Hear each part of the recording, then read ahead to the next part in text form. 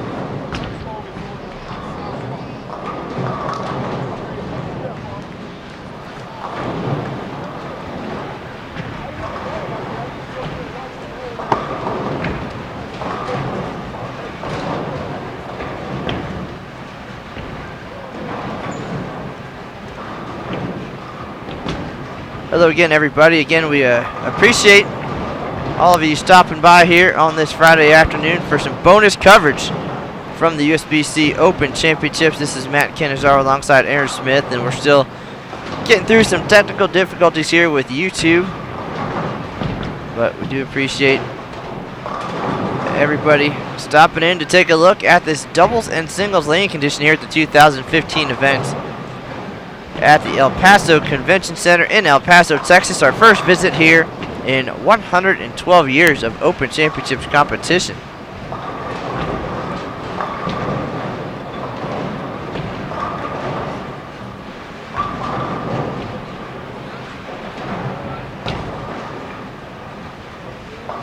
This is our third live broadcast from the EPCC this year.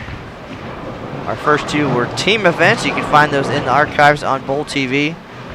Again, this is our first look at this 39-foot doubles and singles pattern. If you'd like to take a look at the graph, you can find it on bowl.com. Just go to the Open Championships page. Get you there quicker, bowl.com/openchamp.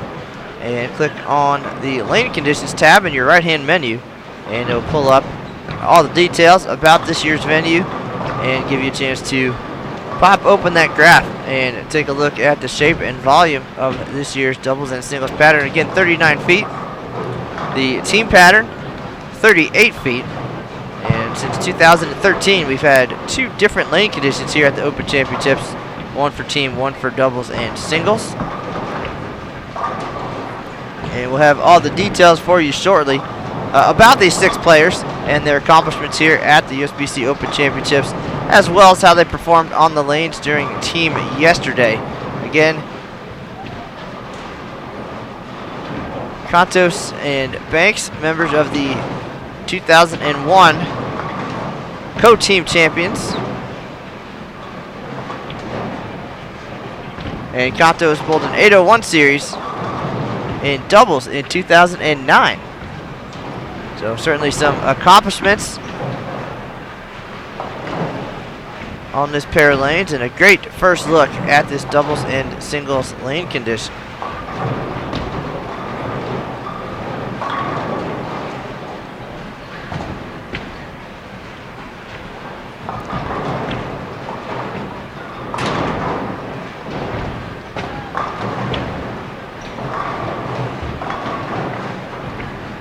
And Tom Hintz, also a member of that winning team in 2001. So 3 Eagles up on the scoreboard. Of course, that means greatness here at the Open Championships. Had that conversation with the lane monitor earlier, just talking about some of the Nicholas J's Pro Shop guys who were on the lanes. And of course, they had the Orange Eagles up there as well. The youngsters took home the team title in 2012. They just got done with their doubles and singles and threw a lot of strikes while I was out there. Not quite enough to get their pictures taken, but another respectable trip for the youngsters. But now you're watching some veterans. Great shot there from Robert Flaws on lane 21 to start the 10th frame. Again, we missed part of game 1 here for some technical difficulties with YouTube, but we're here for the duration. 3 games of doubles, 3 games of singles here on lanes 21 and 22. Now that we've settled in, Aaron Smith, welcome back. Thanks, Matt, and good to be back here on Bowl TV with everyone. So thanks again, everyone, for taking some time out on a Friday afternoon to join us here. A little extra excitement trying to get ready today, so we're hopefully all squared away and ready to go, so everyone can tune in and get a good look at this doubles and singles pattern. 39 feet in length, a foot longer than these guys competed on in team event. We actually have a mix of the Joliet Town Country Lanes group bowling on our feature pair. They had 4 teams out here yesterday.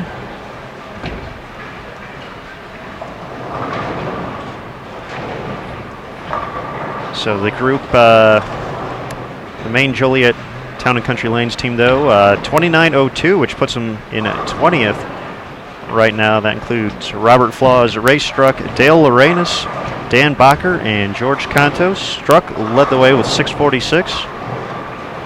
Holds one of the distinctions of being one of just 28 bowlers in tournament history with multiple 300s on the lanes. Had one in his doubles event in Billings, Montana in 2002. Came back in Knoxville during his singles event. So back-to-back years of 300s for Ray.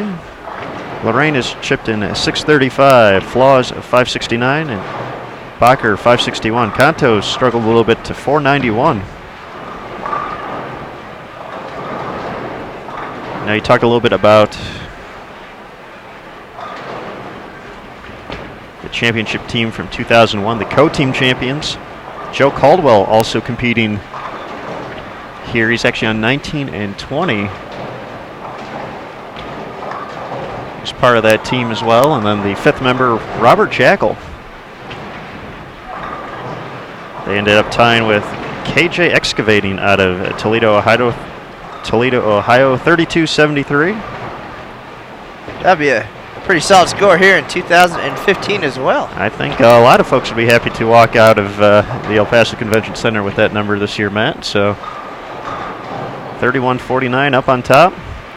Andy Storm.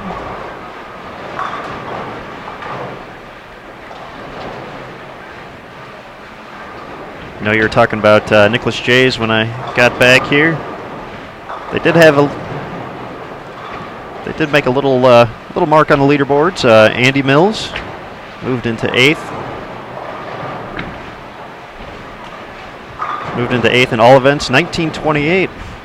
691 in singles, 642 in team, and 595 in doubles. And they moved into 4th in team all events, 89.92. So 8 pins under par. And only 3 teams have averaged more than 200 for all 45 games so far. So shot making at a premium here in 2015.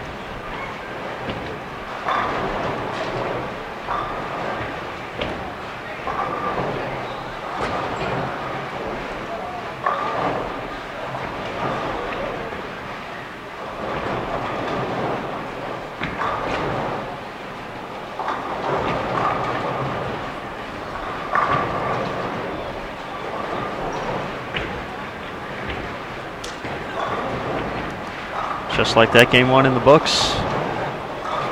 Scott Flaws, 188, teamed up with Robert, 226.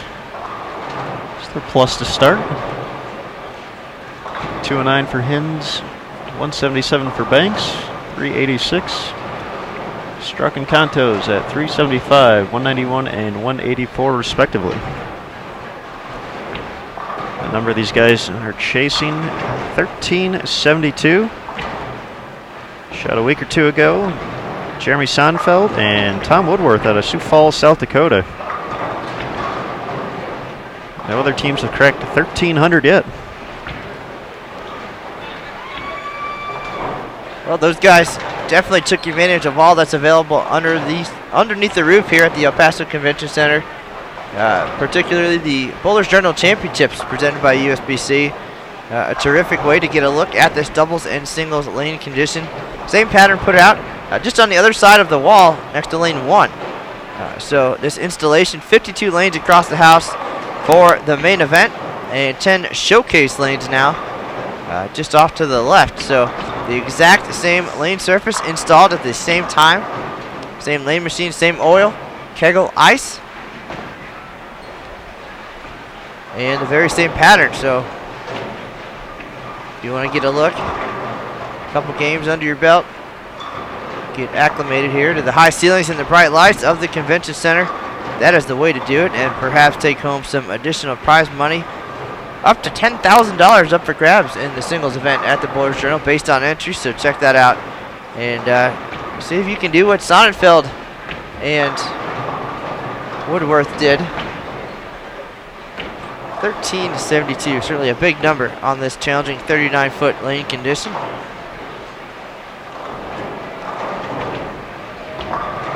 Well, we have a second, a pair to our left.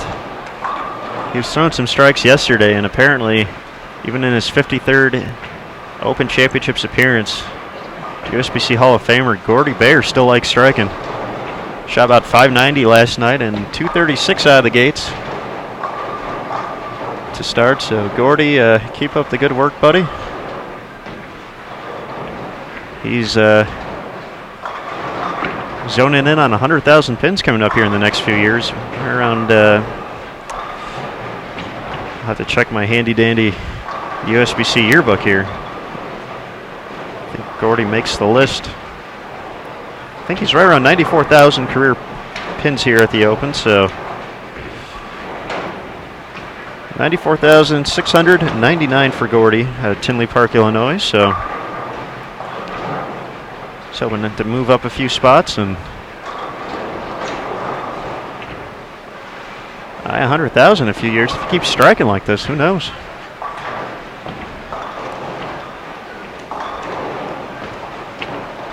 Aaron, we've had an exciting week here at the Open Championship. Saw our first 300 game.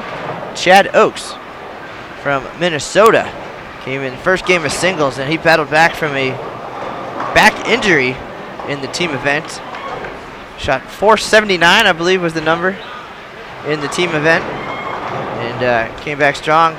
Started singles with 17 consecutive strikes on the way to games of 300, 255, or 253, and 219 for 772 series. So he's on top of the single standings, and at home waiting on a very nice Open Championships 300 plaque.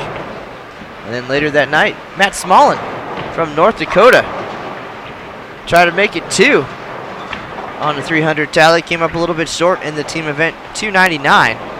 Left a 3-pin, but led his team into the lead. 31.49 is their number, and he came back the next day for doubles and singles. Kept on striking.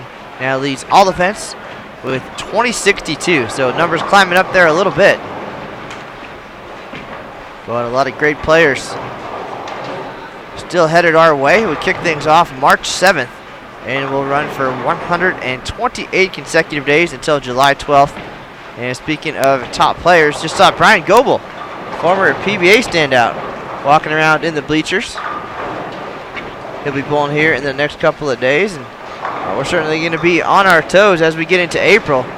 I believe we have 9 live stream broadcasts from the El Paso Convention Center. You have 9 live stream broadcasts. Yeah. I'll be leaving for a while. Aaron's taking part of April off, relaxing. Sabbatical. But we'll kick things off. We'll call April Champions Month here in El Paso, as all of our regular division champions coming in sometime in April. First up will be our Team All Events winner, Janssens HI. And they'll be followed closely by regular All Events champion, Anthony Lacaze, and his talented team, his group. Junior Team USA Support actually took home the Team All Events title in 2013.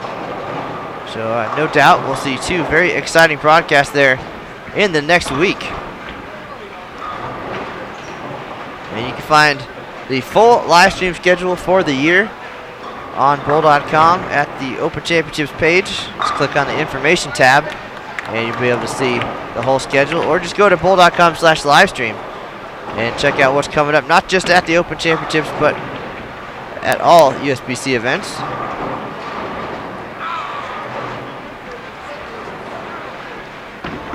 And there's one that you might have seen on the schedule and is not there right now. But USBC Hall of Famer Bill Lillard will be joining us Monday and Tuesday of next week. And he is just 853 pins away from the all-time pinfall record. we'll have the highlights for you available on Bowl TV rather than live stream the entire doubles and singles event. So keep an eye out for that. And of course, we'll get you updated on social media because that's really where things happen these days. Just ask Sil Thiel. He is world famous now. Nearly 200,000 views on the video of him accepting his award for reaching 70 years here at the Open Championships recently. 200,000 views. That's pretty good stuff. Recently, Silstar got picked up by a local Minnesota news outlet and put together a nice 3-minute video interviewing the legend himself, Sil the Thrill. Well, you can still catch that video on Bowl TV. And of course, the archives of our first 2 live stream broadcasts of the year, 2 team events earlier in March. And definitely follow along on social media. We mentioned that you can go to the Sport of Bowling USBC or the official Open and Women's Championships Facebook page. A lot of great information on those pages. And even though something may not be bowl.com newsworthy, we like to get the word out on Facebook and Twitter at USBC. Or you can find us personally at USBC Matt, at USBC Aaron.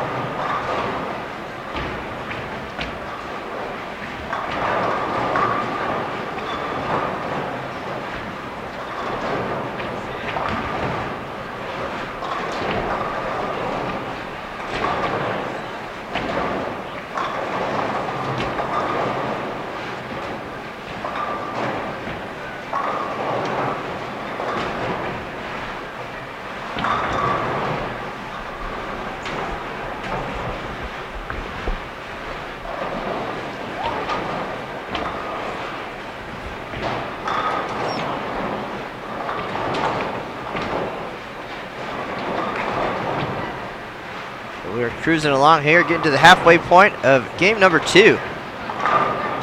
Again, we'll be here for the rest of doubles and then 3 games of singles. 6 bowlers on a pair. Everybody stays on the same pair of lanes for doubles and singles. A well-received change dating back to 2013. Slowing down the pace of play a little bit for some of our older participants and giving teams a chance to work together a little bit. Don't have to worry about the pair next to you and when they're getting done, so you can flip-flop. Just get loose and get going and keep your momentum from singles right in, or doubles right into singles. George Kontos with the momentum now, 4 in a row to kick off game 2. Nice to see him striking after subpar performance yesterday. He was struggling a little bit out there, but George has been at this 40-plus years here at the Open Championship, so knows you got to take the good with the bad. So great shot there by Ray Strzok. And Aaron, you mentioned that Ray has 2 300 games here at the Open Championships, one in 2003 and one the year before in 2002. Well, we have a celebrity sighting in the chat room today. The only guy with 3. The only guy in history with 3 perfect games at the Open Championships, Craig Splett. Checking in, I believe it was 1996 in Salt Lake City, 2005 in Baton Rouge, and then making history last year, 2 years ago at the National Bowling Stadium in Reno. So 96, 05, and 13. See if Craig can come in and try to make it 4. Unprecedented numbers. Only one player with 3 800s at the Open Championships. Aaron? Oh, do I know who it is? Do you know who it is? Some lefty kid, punk out of Minnesota. Our good buddy Matt McNeil. He's done all right. He's got got some business to handle at Wichita State prior to coming out here next month at the X-Bowling Intercollegiate Team and Singles Championships. Matt qualified for the singles portion along with Wichita State winning their sectional to qualify as a team, so we'll get to go out there for that. Lucas Wiseman will be live on Bowl TV. I'll be on site as well for the ITCs and providing the recaps on Bowl.com, and that'll be in North Rock Lanes, Wichita, Kansas, April 14th through the 18th.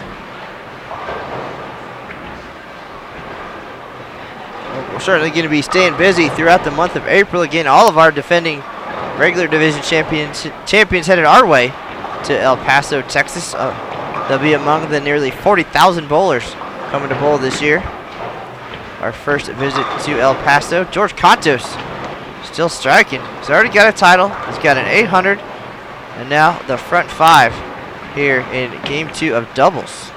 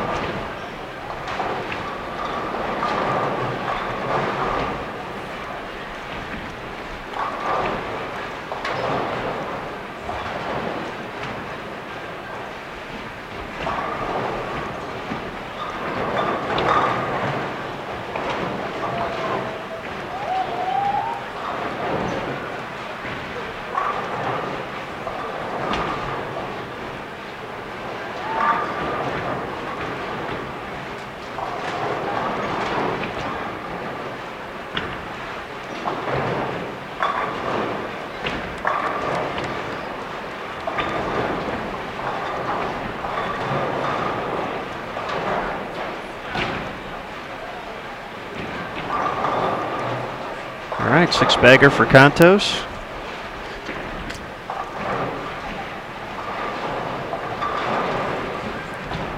Getting real comfortable out there here on the doubles and singles pattern. Our first look here on Bowl TV this year. Got live action on the lanes for doubles and singles. If you want to go to our YouTube page, which you're obviously at right now, you're watching this, but later on, if you want to check out our archives, you can find a great pattern release video from Jason Thomas, along with some great insight from PBA superstar Chris Barnes on how he would attack the patterns this year, and kind of gives you an outline of what to expect. Also a good resource, but nothing quite like seeing few shots going down the lane to figure out a game plan.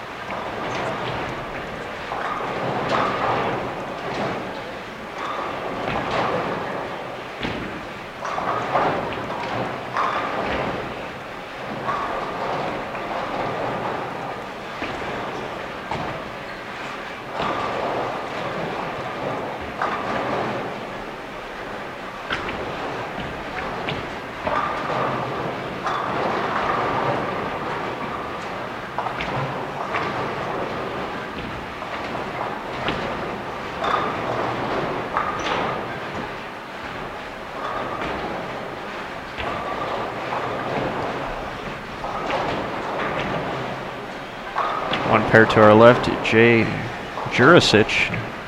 You get to see his ball go down the lane on 20, looking for the front six. He connects. He had a decent day yesterday. He was plus. Keep an eye on him throughout the day, but here's Kontos. Looking for 7. Never a doubt for the former champion. It's been a few years, Matt.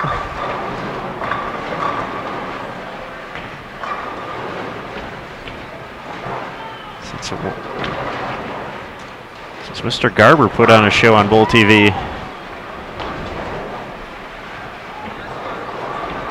During our live stream with Jeff Riggle's crew, we moved the cameras for a sec.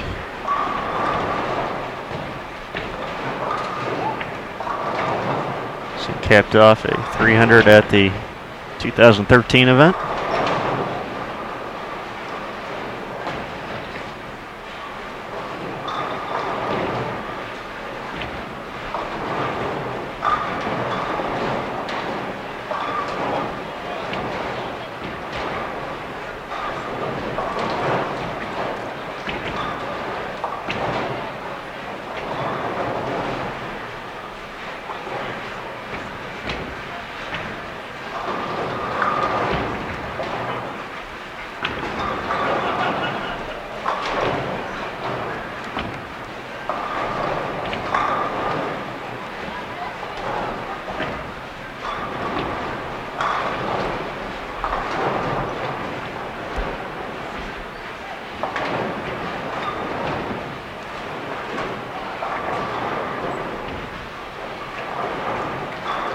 After a slow start, a lot of strikes up on the scoreboard here. And a great first look. There's a late roll on the 10-pin for Banks. So a great first look at this 39-foot doubles and singles pattern. 1372 on top of the double standings.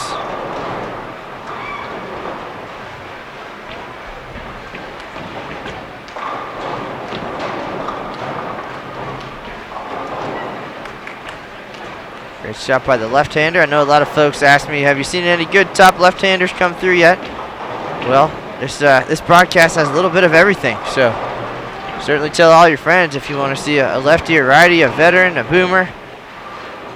You got it all here. And a lot of strikes up on the board here in game 2. Here's Kontos. So that one a little bit outside, and those are the consequences this year.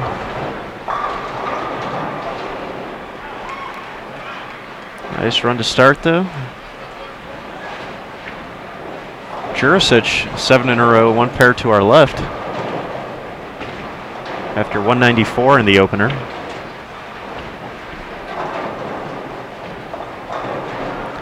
See a few people in the chat room talking about used to seeing at the National Bowling Stadium the front 7 where it'll go turn red on the scoreboard. We do not have that here on the Daxtronics boards. That's just a specialty of the NBS. It's interesting at the NBS when that happens. Folks who aren't familiar with that, it makes them more nervous. They feel like, at times I've been told that they thought they did something wrong. Why did it turn red? Why is everybody looking at me? And of course, when you're in that pressure-packed situation, perhaps you don't want a little extra attention on you. And then you come out here, and somebody asked me the other day, why doesn't it turn red? Well, we're not at the National Bowling Stadium. They were disappointed, but I got all the way there. I've been trying so hard for the last 2 years, and I finally got there, and it didn't happen, but certainly nothing like seeing a string of strikes up next to your name in lights.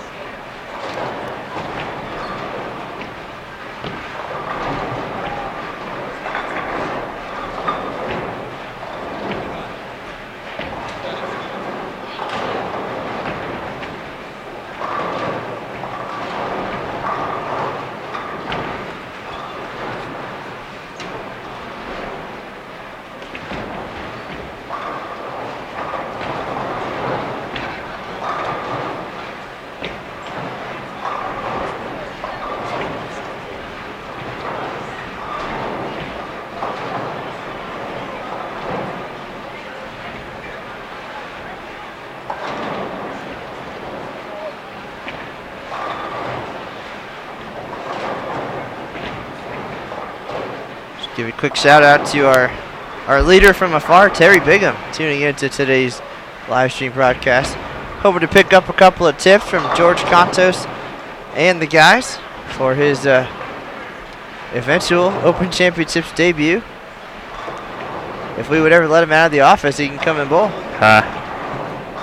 Jurisic's run of strikes ends at 7 in a row, leaves a 10-pin on lane 20. You can see his ball reaction in the left-hand corner as it hits the pocket. So it looks like got a few folks start off with a few strikes here in game 2 of doubles, but 300 number 2 is going to have to wait a little bit longer. Again, this year's event kicked off March 7th, so we're in the 20s now as far as days. When it's all said and done, it'll be 128 consecutive days of competition, concluding July 9th. But just one 300 so far this year. So if you're at home getting ready to come our way, get out there, practice, find the toughest lane condition you can, and make your spares. Very important. Very expensive lesson, too, for some folks. But when you strike as much as Ray struck, you don't have to worry too much about spares. 8 in a row. After 375, I believe, in the opener, could potentially be looking 540 here in game 2. Kontos, no problem with the 10 pin, so 265 still out there for George, and 279 after the open of the first for Struck.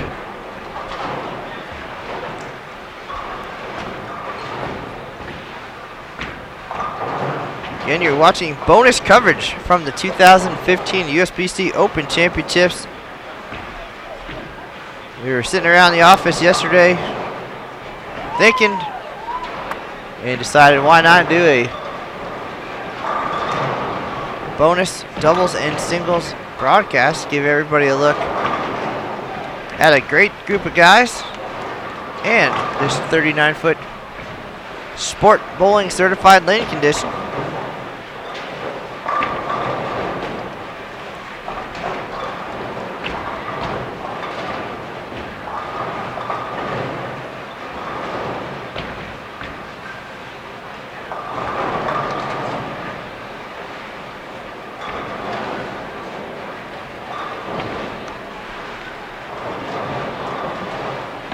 If you want to find out about the lane conditions or any other details about this year's event, visit bowl.com/openchamp. A lot of great information there. You can also check out the online leaderboards The on-site webcams and even live scoring provided by X Bowling. All the news and notes. And we've had a busy week, a lot of big scores to write about. You can read about all of those successes. Or you can read about Sil Thiel and his 70th trip to the Open Championships. That's 7 decades on the championship lanes. Crazy part is he's missed a few years in there too. Debut in 1940 in Detroit. I believe he missed, his last time he wasn't here was 1964, I think. So, of course, missed a few years due to World War II. So Sil could have been on the brink of 75 already. If it worked out, but a 92-year-old still going strong. Yeah, he tells us he visits the doctor regularly, and the doctor only has one job, and that's to keep him going. Give me 2 more years, Doc. Get me out there.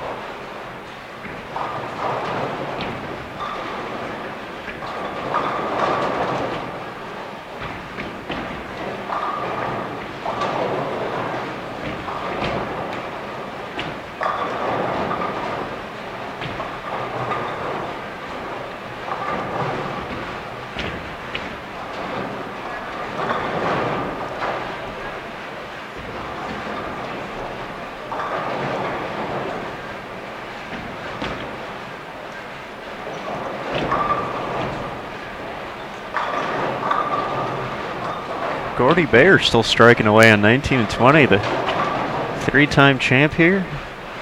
236 in the opener, working on a double going into the 10th, can shoot 235.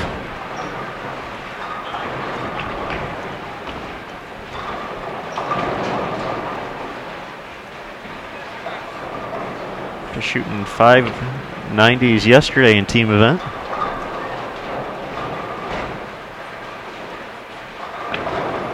Bayer rolling here in doubles and singles.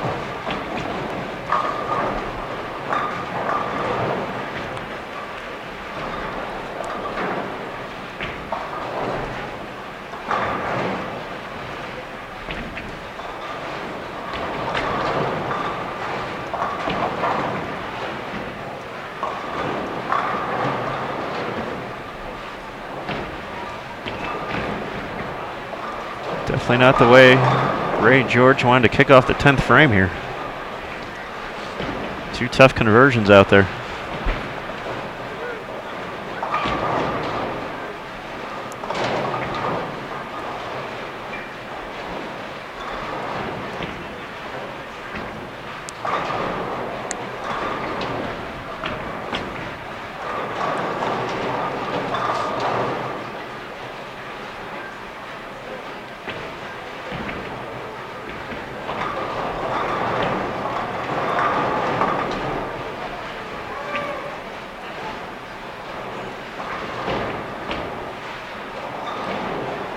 Pair of opens for the duo, 243 for Struck, 239 for Kontos. They're at 8:57 after 2.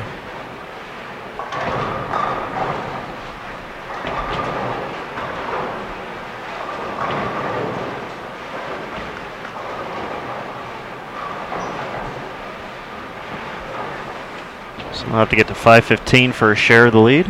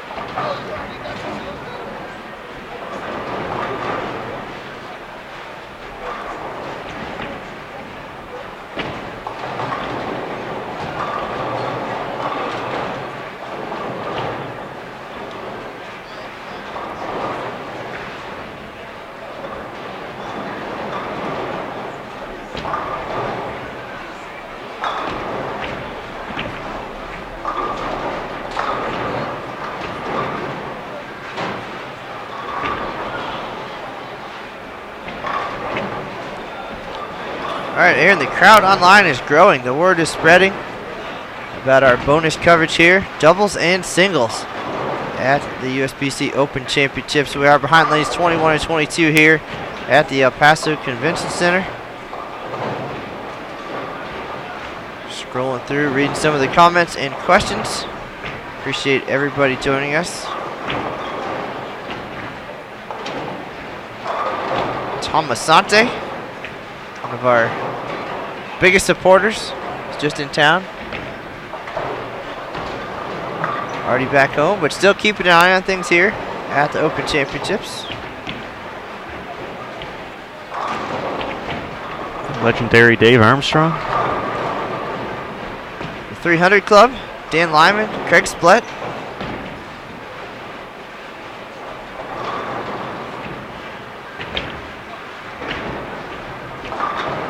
Appreciate everyone making it out today here, taking some time off on their Friday afternoon. The weekend's almost here.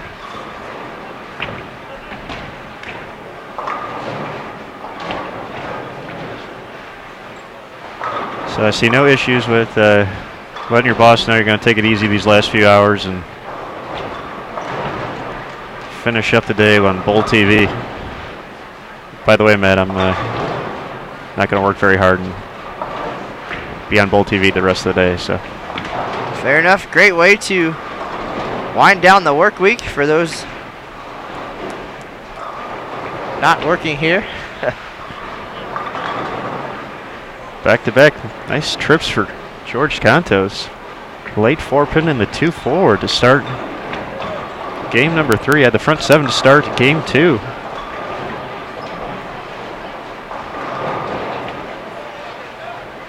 Gordy Bayer, 458 at the turn. His 53rd Open Championships appearance.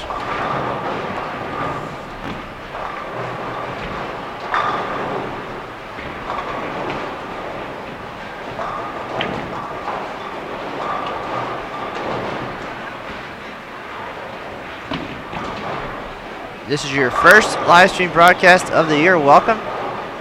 Got a terrific venue here in El Paso. Took about 64 days to put it all together. From the days, the first of 40 truckloads rolled on in to the ribbon cutting on March 7th. 52 lanes for the main event. 10 showcase lanes for team practice sessions and the Bowlers Journal Championships. Find out details about all of those things on bowl.com. If you're coming our way, make sure to book your times early for the practice sessions, as times are limited with those lanes being used for both things this year. Feel free to give us a shout. Check on availability. Squad times at the Bowlers Journal also posted on bowl.com. Fresh oil and burn squads available. That's your look at this doubles and singles lane condition. The team practice sessions are done on the team pattern.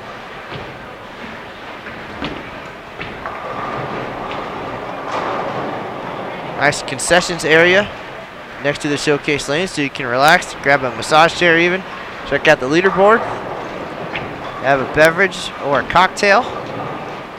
And some terrific food provided by the folks here in El Paso. One of the most delicious towns we've been to, I think, so far.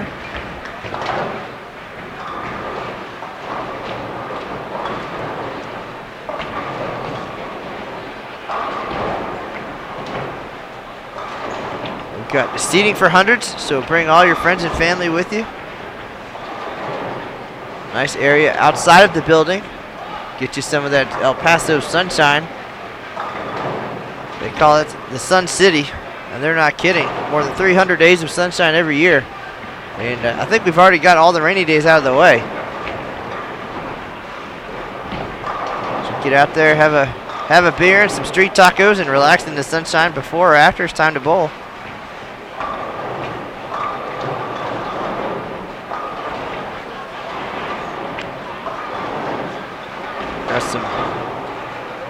Support from the Netherlands. Peter's tuning in. Love to see the folks checking in from around the world, and of course we'll see bowlers from all 50 states and several foreign countries. We've already had some Australian participants this year on opening day.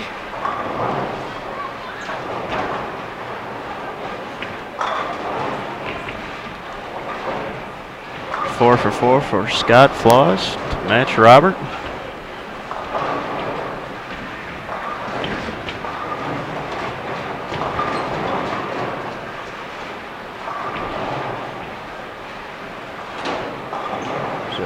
If Robert keeps striking, does that then make him flawless? I see what you did there.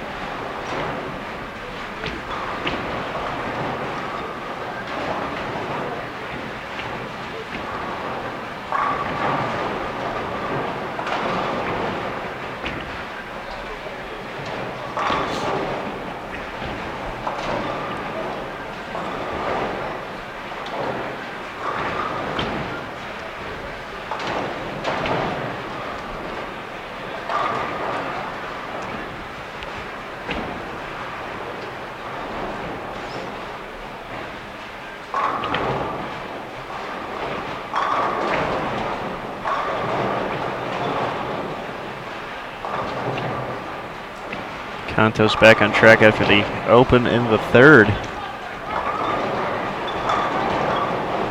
He and Ray struck. 5:15 for a share of the doubles lead. They'll need quite a few strikes to get there, but we saw him do it last game.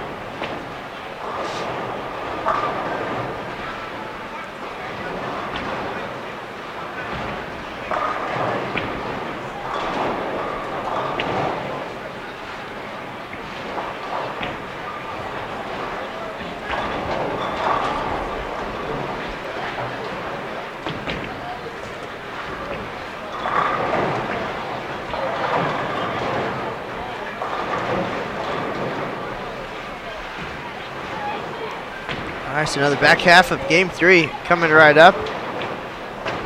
top double score right now, 1372. Led by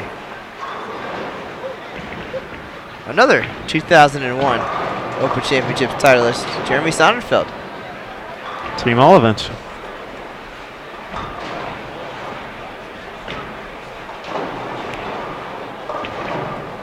I was going to say, National Bowling stand pretty good to the folks from Illinois that year. Took home the doubles title as well. Bob Utseth and Greg Zika.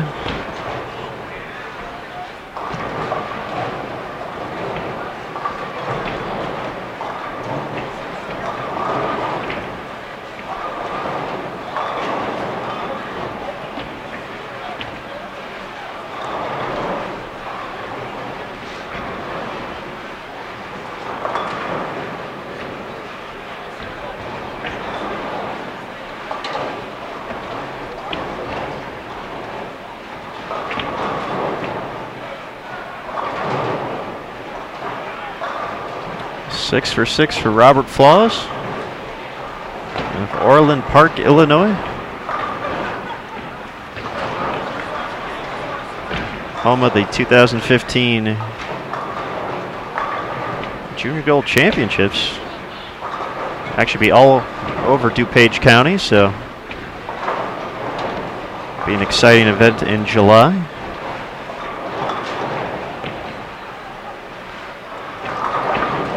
That event presented by Storm, Rotogrip, and Masters. And of course, you can see to the right of the screen, we'd like to thank our gold industry partners, Columbia 300, Hammer, Storm Products, and Kegel, for their continued support of the USBC championship tournaments.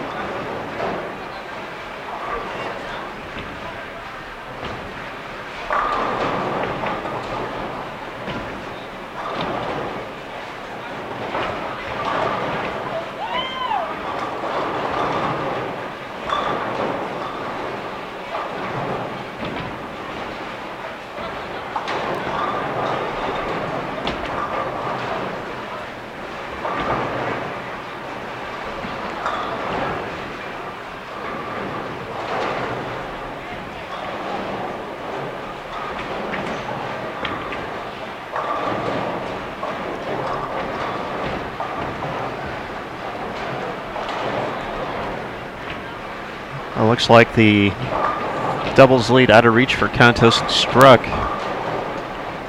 get to 488 this game by my math. Needed 515 for a share of the lead.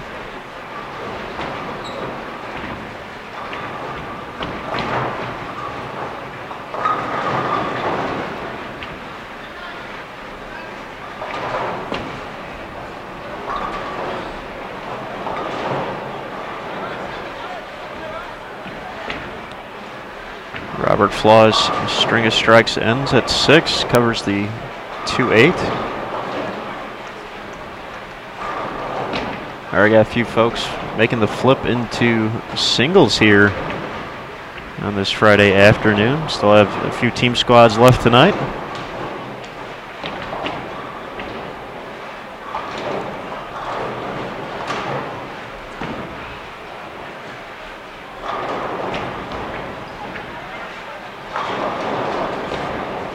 The excitement ongoing here at the El Paso Convention Center. Thanks again, everyone, for tuning in. I'm Aaron Smith alongside Matt Cannizzaro for our first doubles and singles showcase of 2015. Talented group out of Illinois. Putting up some nice numbers here so far.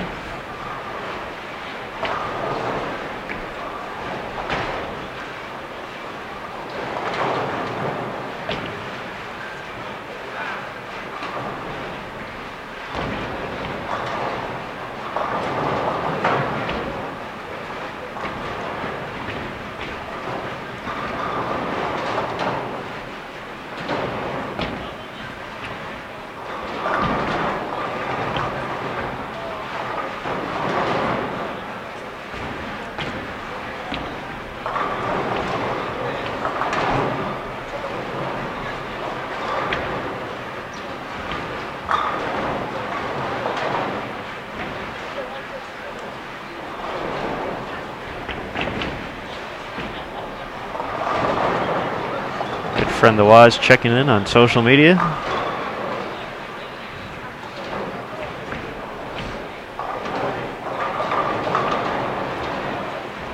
He talks to Matt Cannizzaro every week on Sundays. Cannizzaro's Corner on the Bowler Show. You can learn more about that by checking out their page on Facebook.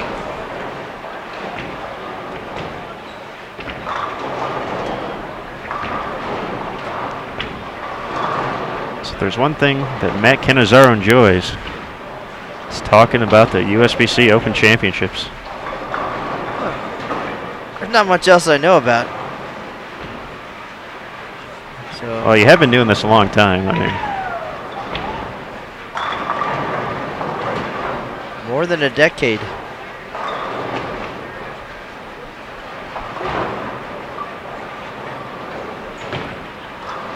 Certainly seen a lot of bowling and a lot of great moments over the years, and waiting to see what moments from 2015 we can add to that list.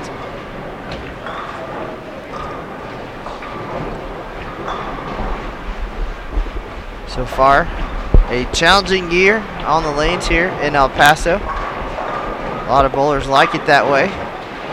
You really have to earn your success here in 2015. Two demanding lane conditions that require excellent shot making and spare shooting.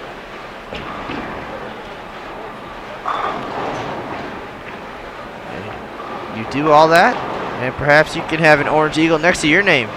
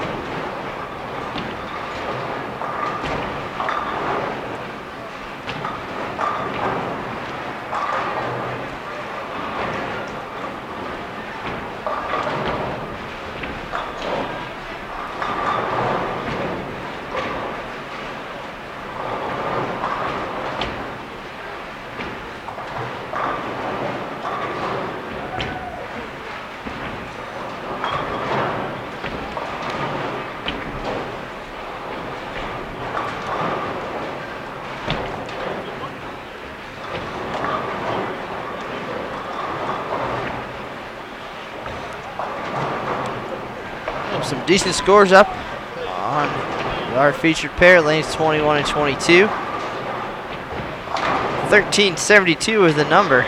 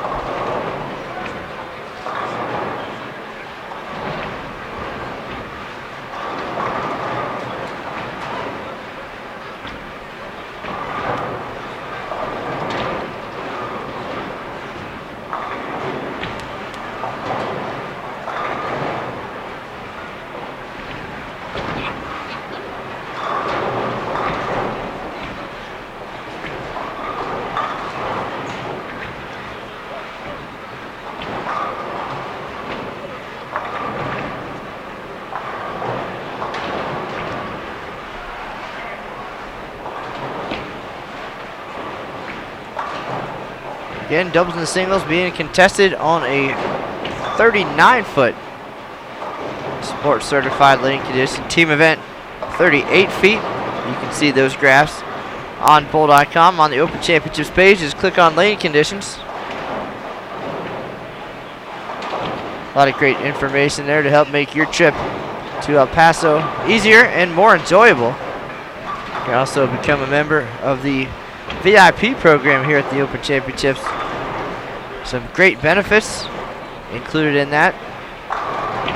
A great jersey, a practice session on the showcase lanes, singles entry into the Bowlers Journal Championships and the 40 frame game, VIP lockers with in and out capabilities. So for all those times when you're in the venue, want to bowl a squad at the BJ, do a practice session, that's yours to come and go as you please. Also, discounts on Bowling Ball Express to get those balls home for you or right to the venue here in El Paso.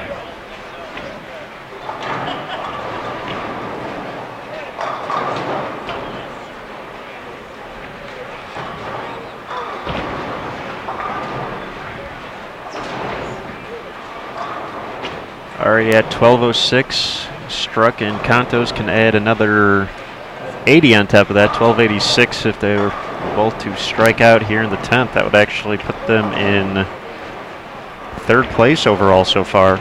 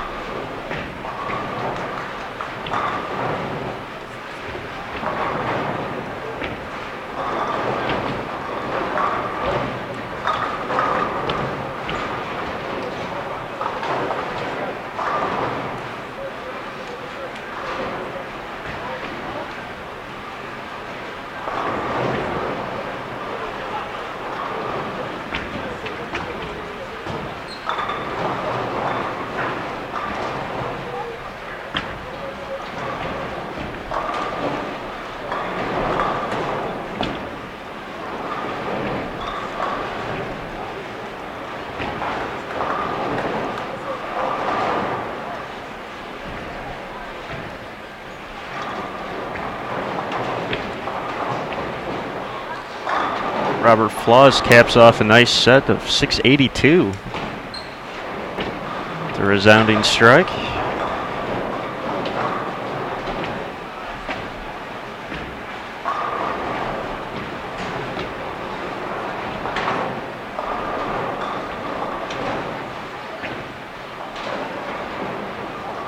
Simmons Scott to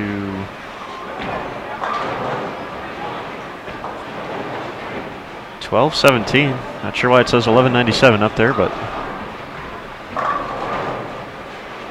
there it goes. Just have to have a little patience, Matt Canizaro. Yeah. Aaron Smith getting clever. The music guy.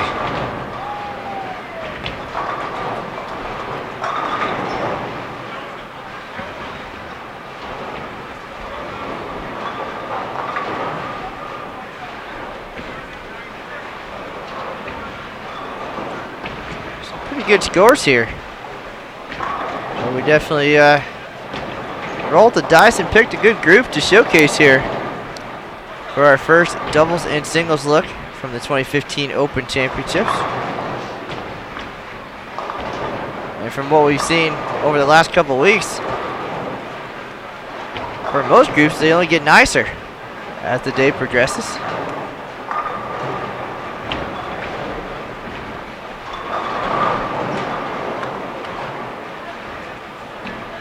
So all these players very capable of stringing strikes. We mentioned Ray struck with 2 300s here at the Open Championships. George Kontos had 801 in doubles in 2009.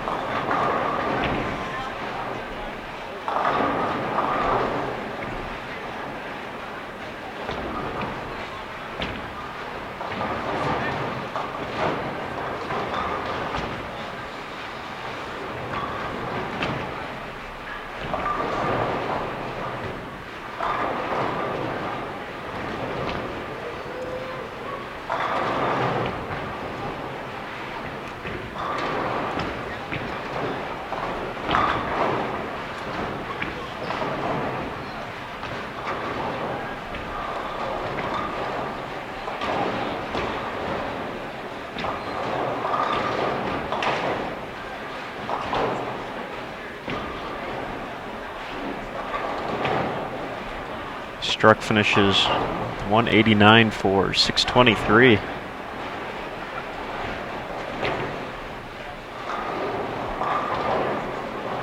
He and George still going to make the leaderboard here. 1243 currently in 10th.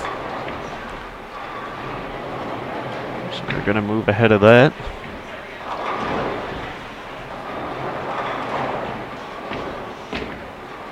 Double in the 10th from Kontos gives them a chance at 1265. Which moved them into 5th.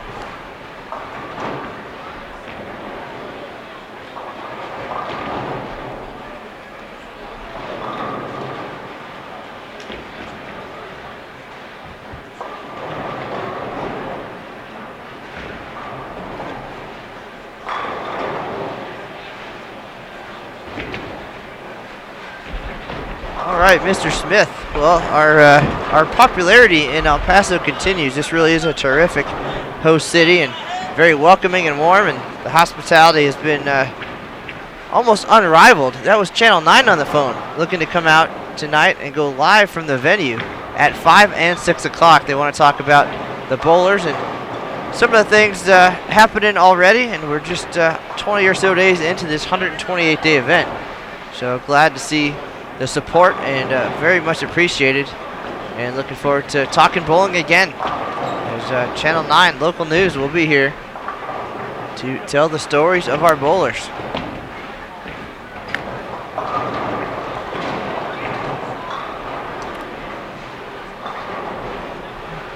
Which give us just enough time to get the live stream gear down and get ready for that, and the 5 o'clock squad coming up.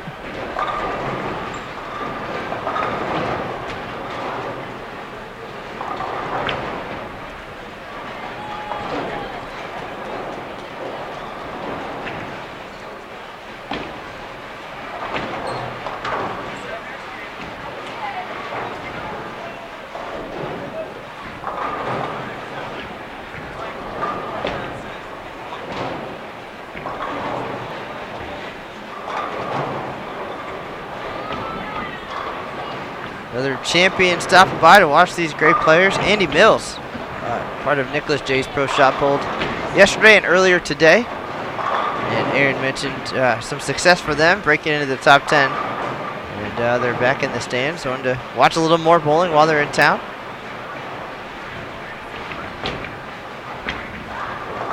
Now that we head into singles, big number on top of the standings. Chad Oakes rolled a 300 game on the way to a 772 series. We saw the singles lead change hands 3 or 4 times last week.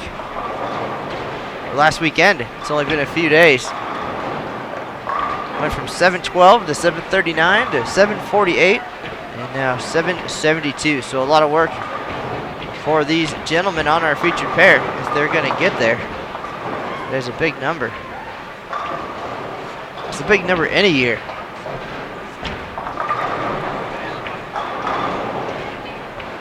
Yeah, we'll definitely give the folks coming in a lot to shoot at here.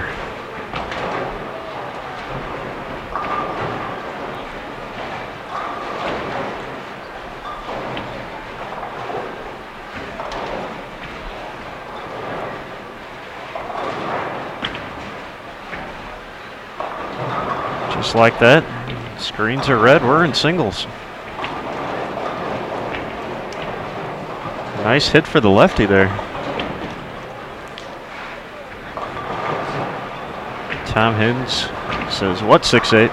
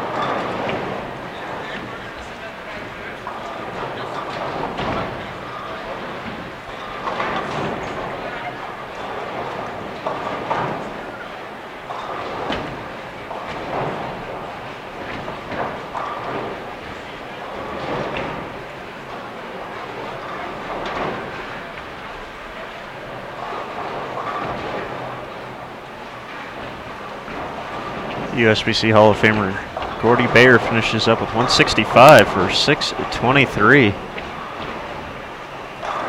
Still has the fire out there, so grab the towel. Disappointed at that finish after 2:30 and 2:20s to start.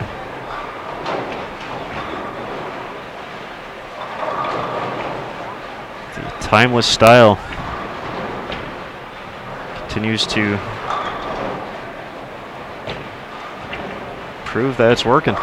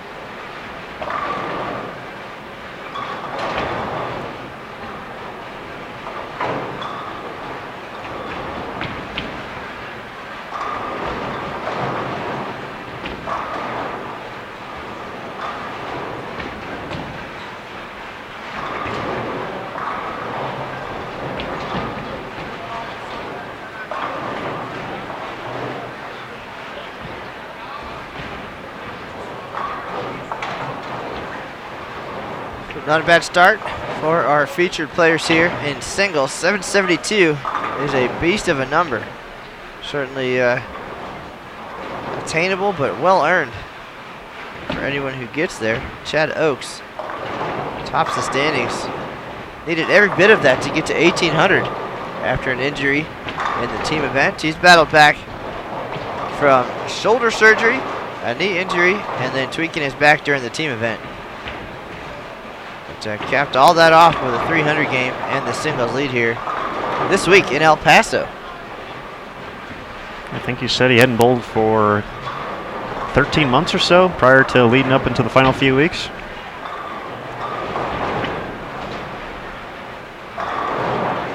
Yeah, 13 months, and gave a 2-week practice window there before coming to El Paso. And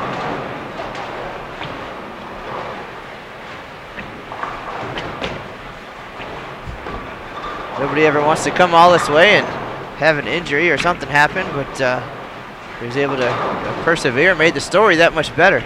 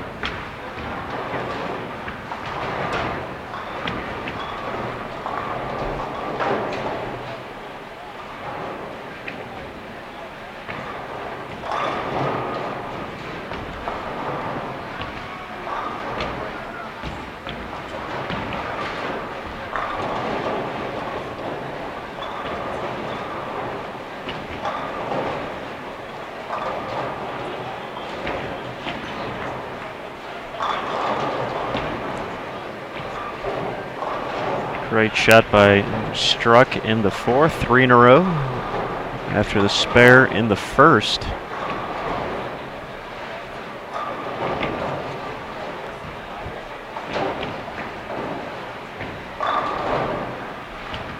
Kontos only able to get one. He's going to lose some count there. Once again, thank you everyone for spending some time on your Friday afternoon to join us here on Bowl TV.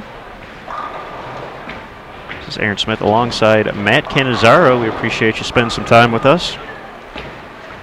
Please let folks know on social media that you're watching Bowl TV as well. If you want to follow USBC on social media, you can do so. The Sport of Bowling is on Facebook, facebook.com/USBC. We're on Twitter at USBC. Of course, youtube.com/BowlTV for Bowl TV. That's where you're at right now. Be sure to subscribe to our channel.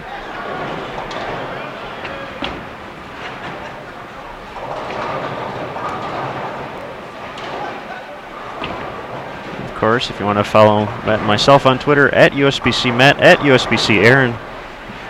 Welcome to the chat room, Kevin Michalowski. Tuning in to watch some guys from back home. Don't tell anyone, but Josh Toth has the front 5 right now.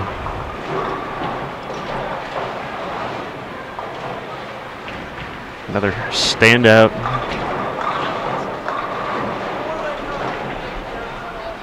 At Highland High School, Matthew. About that, the old stomping grounds of Beavis and Butthead. Yeah.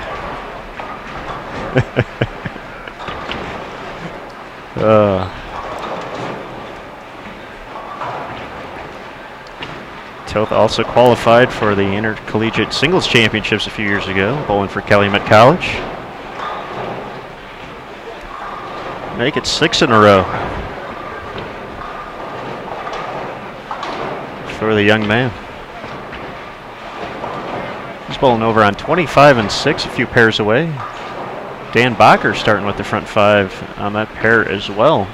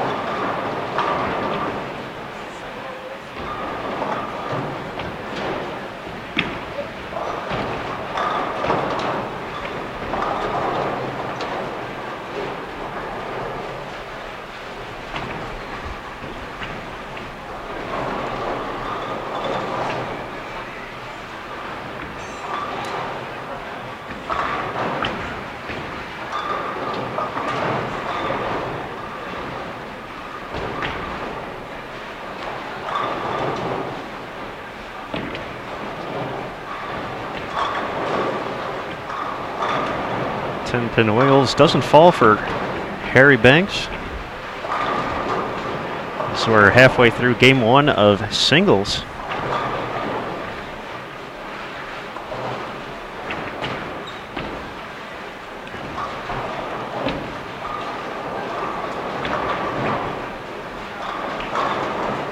We saw Kontos and Struck move into the top 5 in regular doubles, 1260 just a few moments ago. 637 for Kontos, 623 for Struck. Robert Flaws, 682.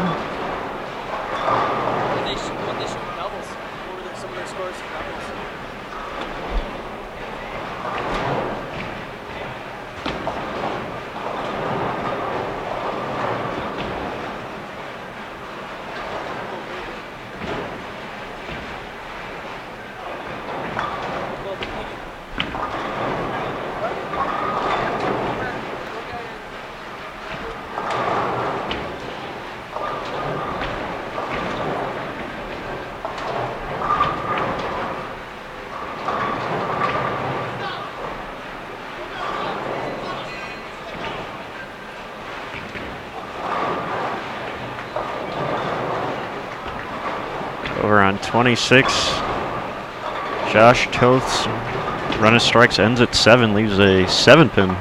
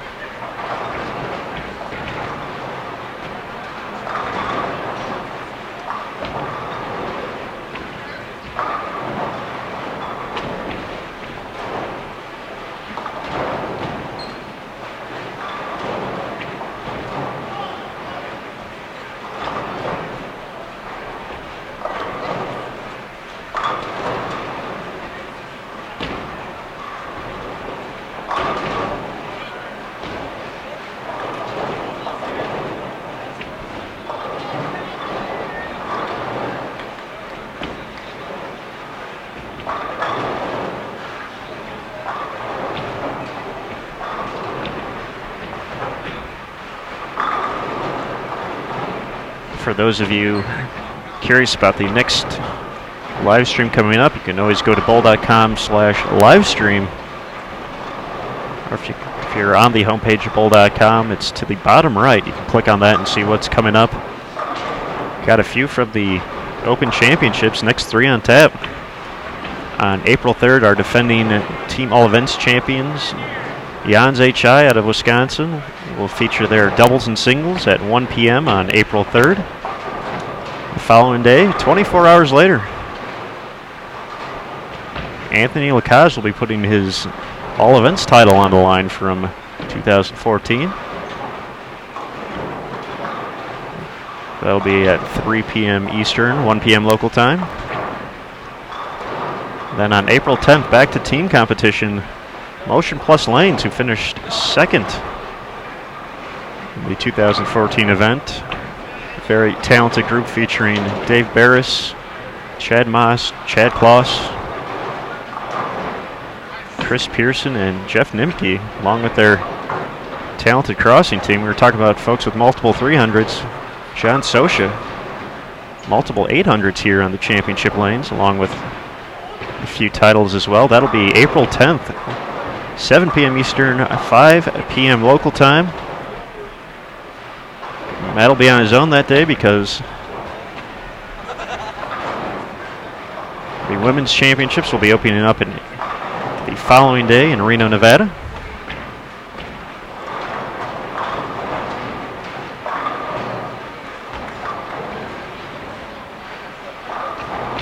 So be sure to check all of that out, bowl.com/livestream.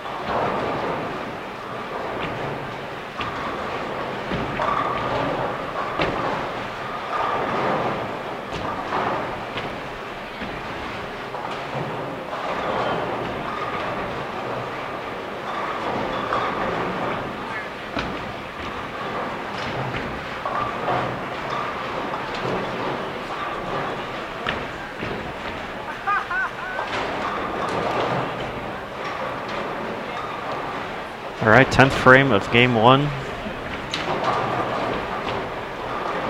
Just about set. A few strikes up there for those guys, but they're going to have their work cut out for them. I want to get here and catch up to 772.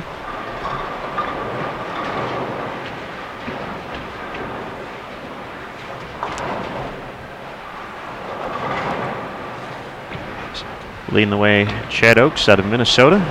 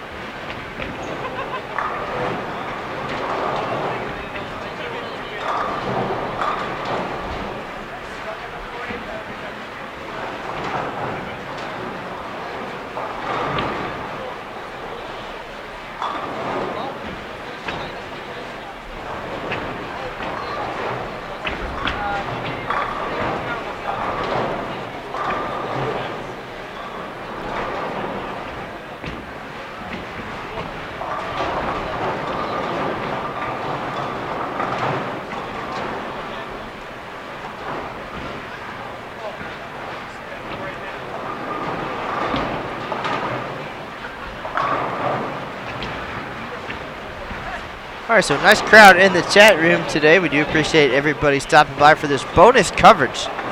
It was almost a game time decision, and we realized we've had only 2 broadcasts so far this year. A little bit challenging finding the right mix of players early in the tournament, but we decided let's show off some doubles and singles action, and we found a terrific group putting up some good scores here. So a little bit entertaining and possibly a little bit educational as well. So thanks for stopping by. This is Matt Cannizzaro and Aaron Smith. And we're live behind lanes 21 and 22 here at the El Paso Convention Center in El Paso, Texas. Our first visit here in 112 years of Open Championships competition. We've got a great host city. And Aaron, it's nearing the end of our 3rd broadcast, and we have not said live from Reno one time, so I'm already proud of us for that. I'm sure we've messed up on plenty more throughout. So of course, we do make our fair share of probably entertaining mistakes, and Reno, of course, our home away from home, and we were there in 2013 and 14, and we'll be back there next year at the National Bowling Stadium. Brand new lanes should already be in. Getting ready for the start of the Women's Championships in the USBC Mixed. April 10th, Aaron Smith will be there on site to bring you all the news and notes from opening week. And then, of course, next year, the Women's Championships and the Mixed roll into Las Vegas. First of many events scheduled to be held at the new South Point Bowling Plaza, part of the South Point Casino there on the south end of the strip. Looking forward to being back in Sin City. Open Championships was held there in 1986 and 2009, where we had near record numbers. So expecting a nice turnout for that event in 2017. Again, the women's and mixed will be the first USBC Championship events held in that facility next year. Registration will be open soon. 2016 Open Championships reservations already being taken, so visit bowl.com, check that out, get your team spot early.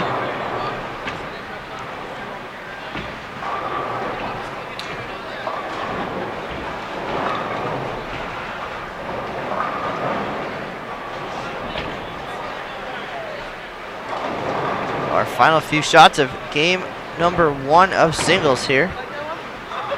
Scott Flaws at 182. Thomas Hintz 175. Robert Flaws 226. Nice start for him. Harry Banks 202. Nice trip on the 9-pin there for Kontos. So he and a race truck will wrap things up here. And we'll have game 2 for you shortly. Again, 772 is the number. Chad Oakes from Minnesota. Former standout at the University of Nebraska. Pulled alongside some other Open Championship celebrities. Derek Oaf. Adam Cardwell.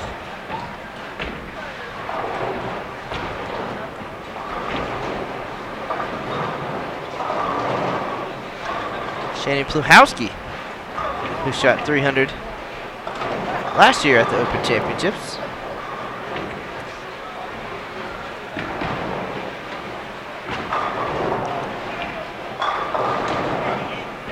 Kontos bringing the hammer down there. Second shot of the 10th.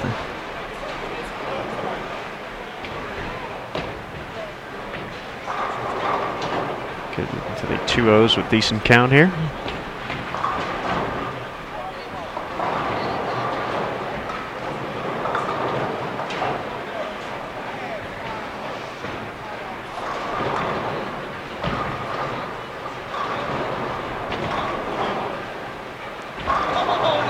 Well, the good news, all 6 players still with a shot at a singles title here in 2015.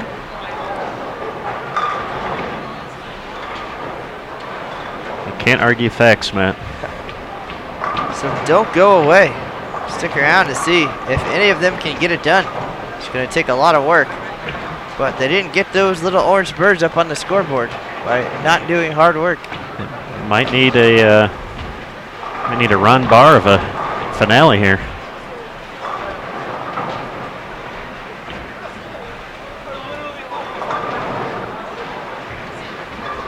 Ron Barr, of course, the only player in Open Championships history with back-to-back 300s.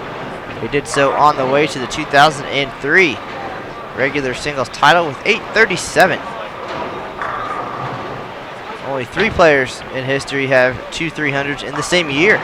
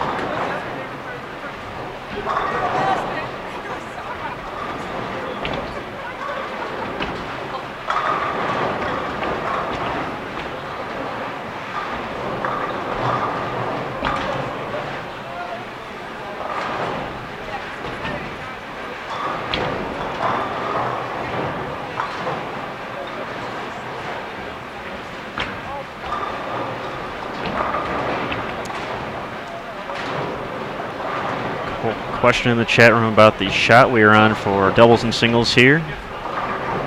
39 feet, 27.05 mils, and yes, it is sport compliant.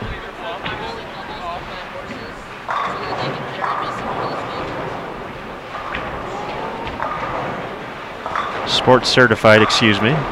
Matt Canzaro with the correction.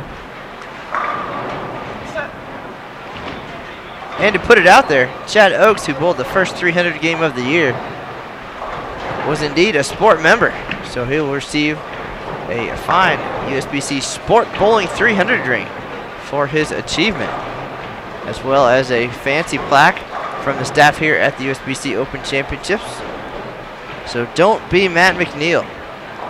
Make sure that your membership is upgraded to sport prior to competition. And when you shoot your big honor score, you'll get the sport awards. I think he did all right for himself after that, though, so just had to find out the hard way. But yes, looking for more information on the oil patterns this year, be sure to check out bowl.com/openchamp. Click on information and get to lane conditions. I'll have a few, both of the graphs and a little bit more information, so be sure to check that out. Right now you're checking out game 2 of singles.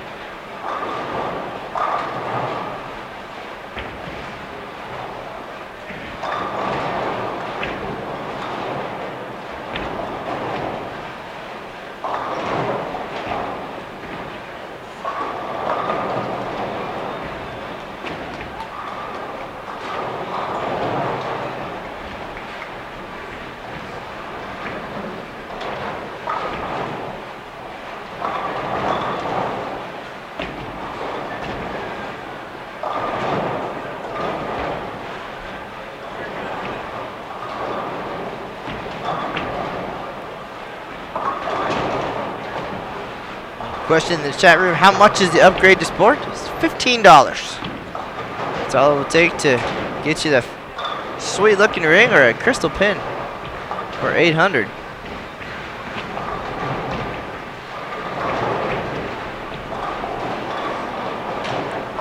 And that will be extra motivation for you to go home and get your proprietor to start up a sport league.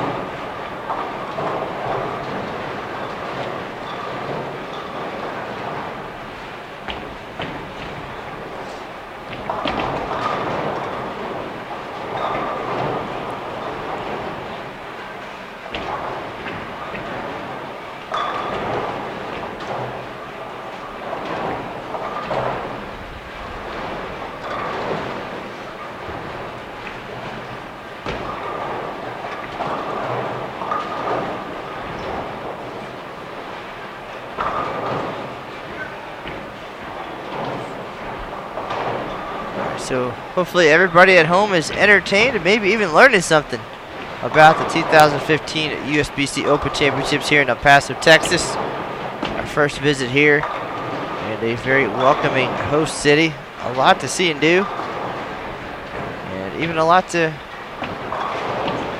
do and eat here within a walking distance of the El Paso Convention Center.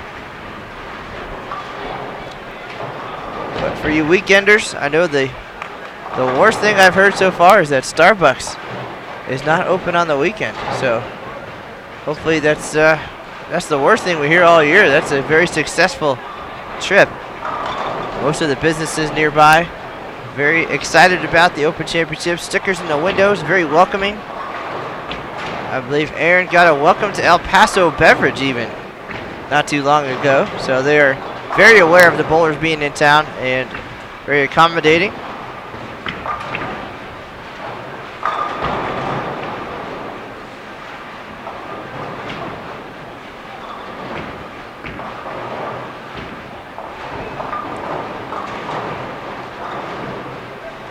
Yes, El Paso has really rolled out the red carpet here in 2015, just like they did in 2010 for the Women's Championships.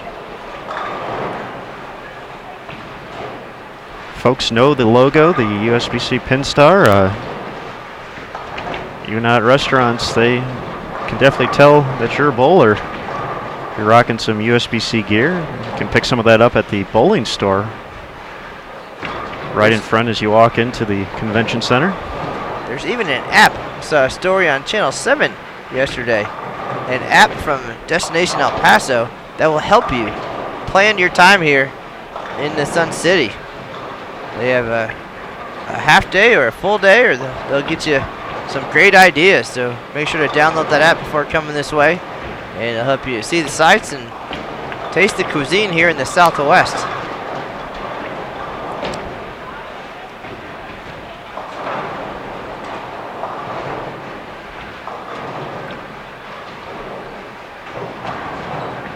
Or you can celebrate at Taco Bell like the Nicholas J's guys just did.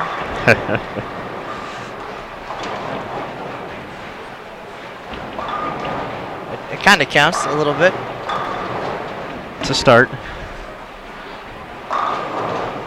So dipping your toes in the local cuisine, so to speak. Certainly feel free to reach out to Matt and myself on our Twitter pages at USBC Matt and at USBC Aaron for any suggestions if you're coming to El Paso anytime soon, and we'll see what we can muster up. I think we have vastly different opinions, or at least pleasures, as far as some of our favorite places. And that is very true, but it's all right though. I think we can be equally helpful. So definitely find us on Facebook or Twitter at USBC Matt, at USBC Aaron, or Matt Canizaro, USBC.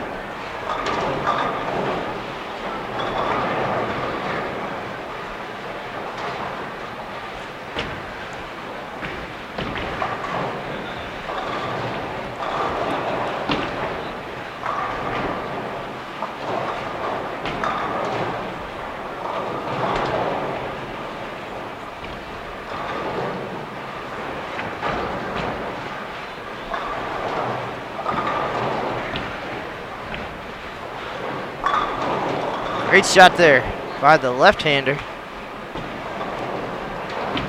Hope you're taking notes for June here. It's going to be here before you know it. Well, time flies. And when it's my turn to head out there, if I bowled great, it's because I was the only left-hander on the pair. Everybody stayed out of my way. If I don't bowl well, it's because I was the only left-hander on the pair. So I've already got it built in either way.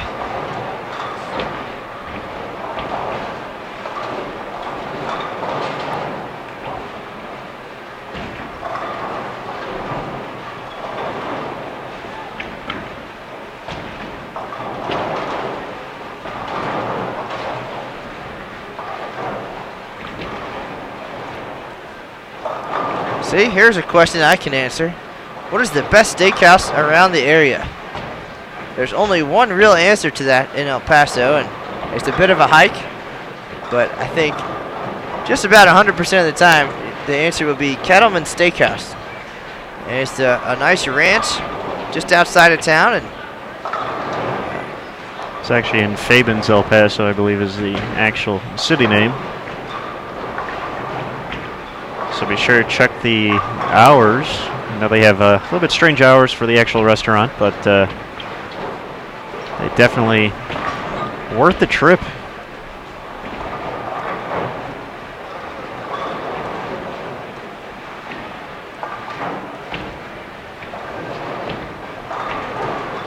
so yes, if you're coming this way, certainly plan on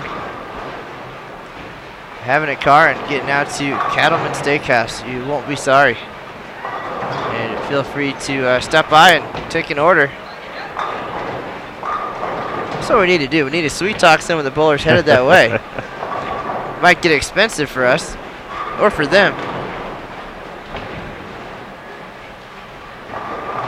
It's not as fun to enjoy it while a coyote's also dining outside the window, so.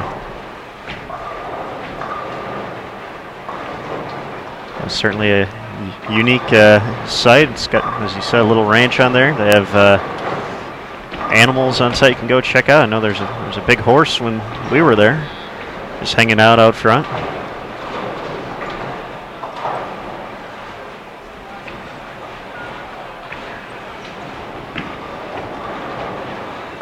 I believe they have a lake on site as well, so.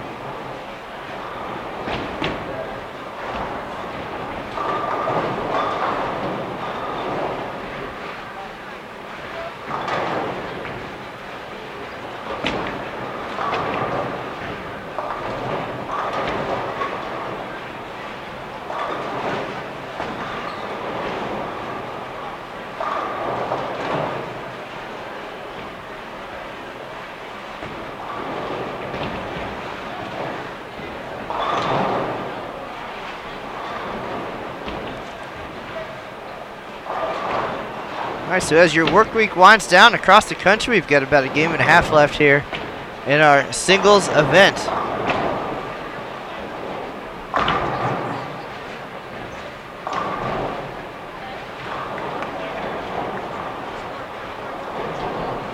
Some pretty good scores so far. Definitely entertaining and educational for the left-handers out there. Thomas Hintz up on the 21 right now. Has bowled well today.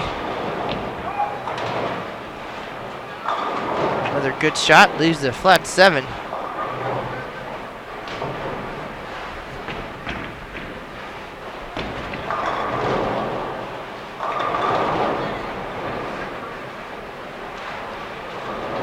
Are we still on our mission to come up with a name for a flat 7? Or any kind of 7?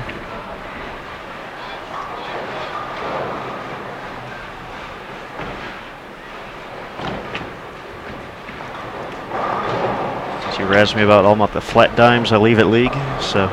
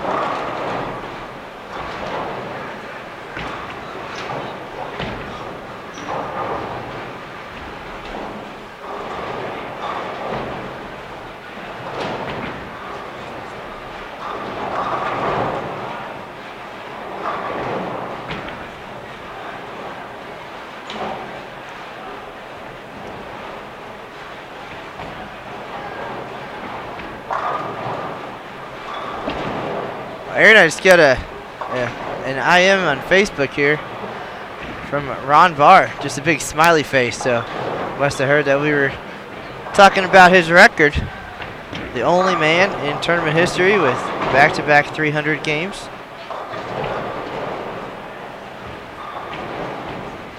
Very cool feat and awesome gentleman. Certainly a great champion, ambassador of our event.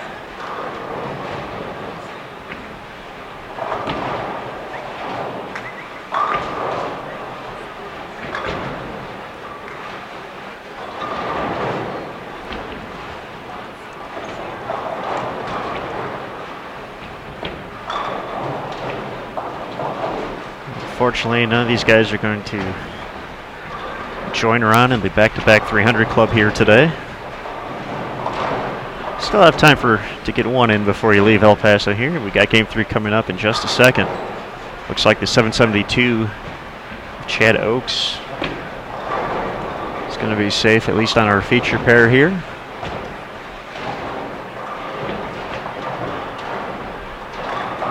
If we happen to miss something, though, obviously we have 52 lanes, or 52 main lanes here. We're behind 21 and 2, so we got a decent view of most of the house, but be sure to check out bowl.com and of course Twitter and Facebook for anything we might have missed or you might have missed.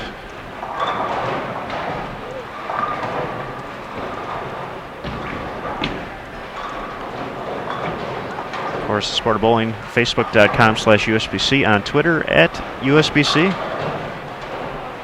You're joining us right now on Bowl TV, YouTube.com/BowlTV.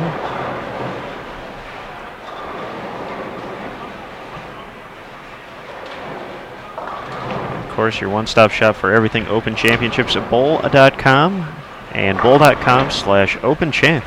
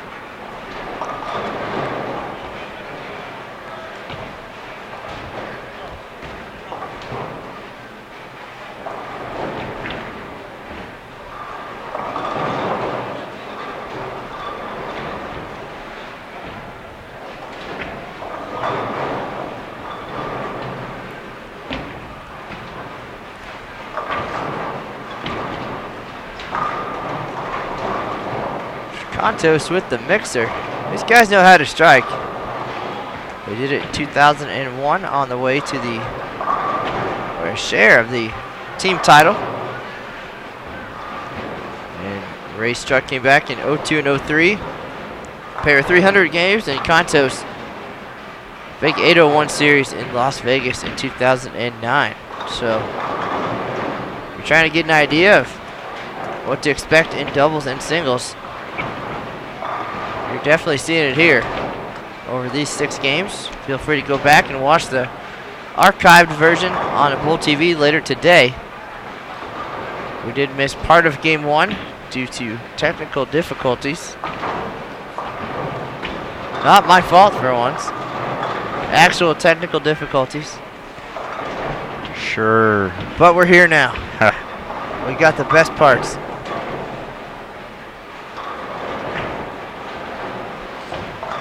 Yeah, definitely got a chance to see how this 39-foot pattern moved around.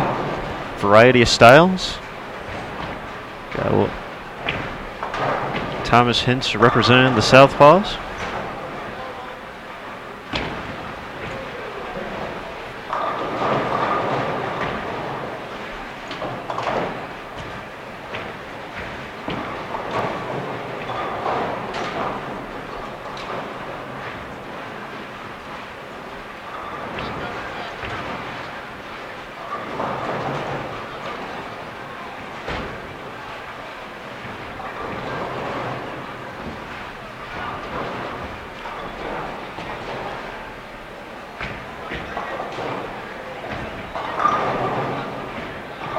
Speaking of Hintz, trips the 6 for a double to set up the 10th frame.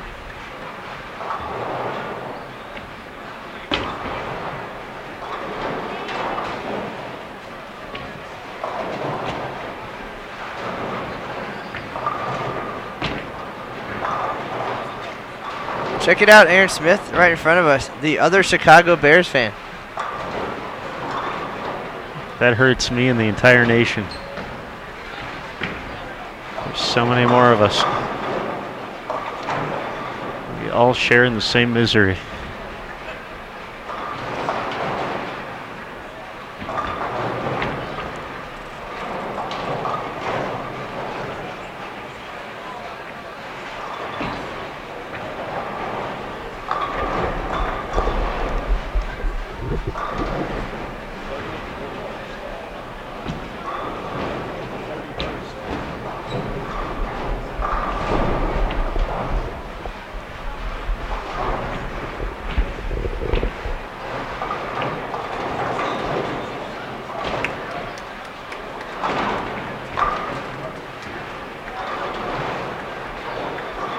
right, so we're in the 10th frame of game 2.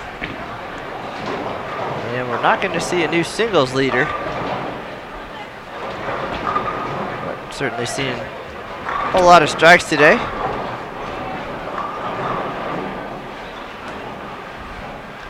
It looks like the team all events is going to be safe for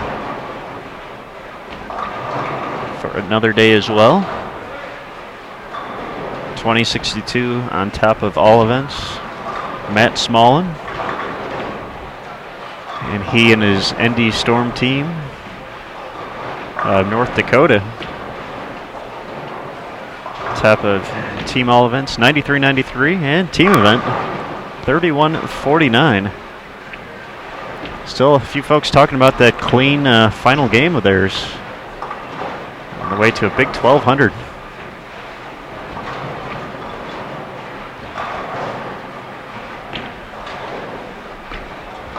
Well, Aaron, just want to point out too that this year we have a new schedule at the Open Championships, so folks making their travel arrangements, definitely check that out before you head this way. There are no longer any bad times to bowl at the Open Championships. First squad of the day, doubles and singles at 9 a.m. followed by another doubles and singles squad at 1 p.m. That's what you're watching right now. Team events at 5 o'clock. And there's an 8:30 squad that alternates. Some days it is a team event, some days it is doubles and singles. So a little bit of confusion there, but some folks already scheduled to bowl 8:30 both days. Weren't sure that was quite right, but it is. Definitely check with your team captain prior to heading this way. And remember now, with 6 on a pair for doubles and singles, it does take a little bit longer than it did a few years ago. So plan your travel accordingly, and don't try to cut it close. Stick around, enjoy El Paso. Breakfast payout is on site, so you don't have to go far, but you still have to wait for everybody to get done on your squad before you can go pick up your cash. But take your time, have some lunch, and then get on your way safely.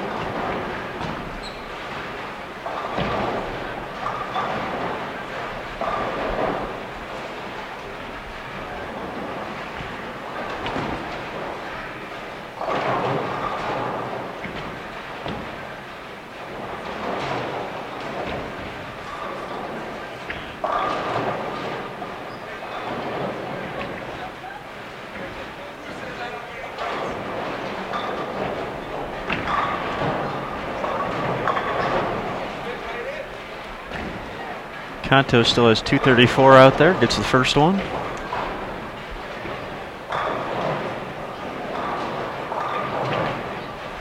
Struck, can get the 201.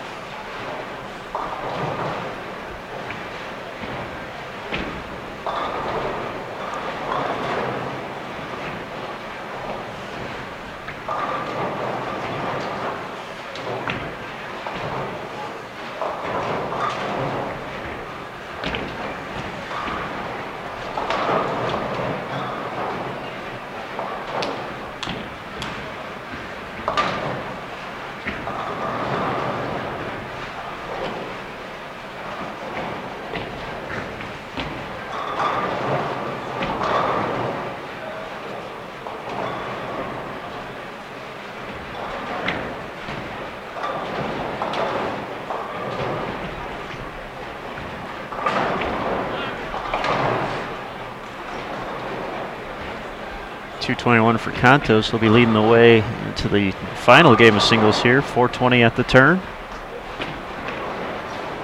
Banks, 405. Robert Flaws, 408. 10-pin gives Struck 190. He's at 381. Tom Hintz, 374. And Scott Flaws, 358.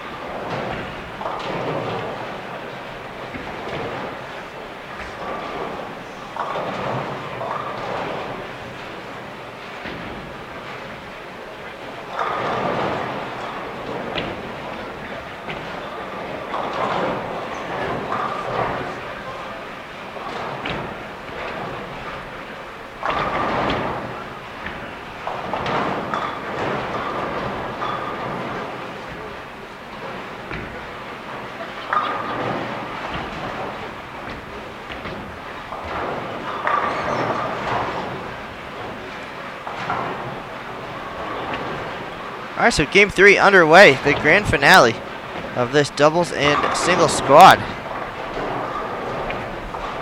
Decent numbers so far today. As entertaining as we hoped it would be. You're watching live bonus coverage from the 2015 USBC Open Championships. Plenty more where this came from, especially in the month of April. Check out bowl.com for the live stream schedule for the rest of the year. Also headed to Reno for the USBC Women's Championships. So a little bit of everything in the coming months.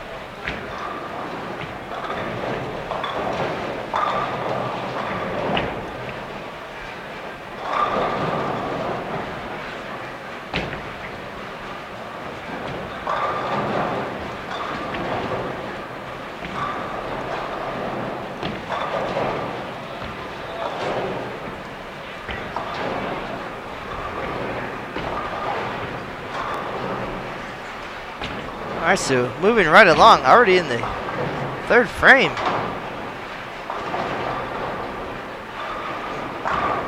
Again, this 39-foot doubles and singles pattern available at the Bowlers General Championships right next door on the showcase lanes under the same high ceilings and bright lights.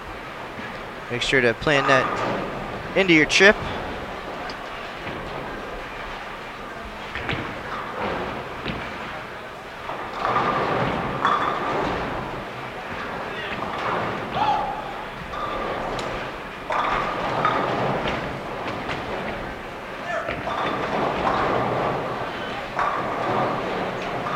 Late trip of the 4 for Banks. Gives him 3 in a row to start the finale here.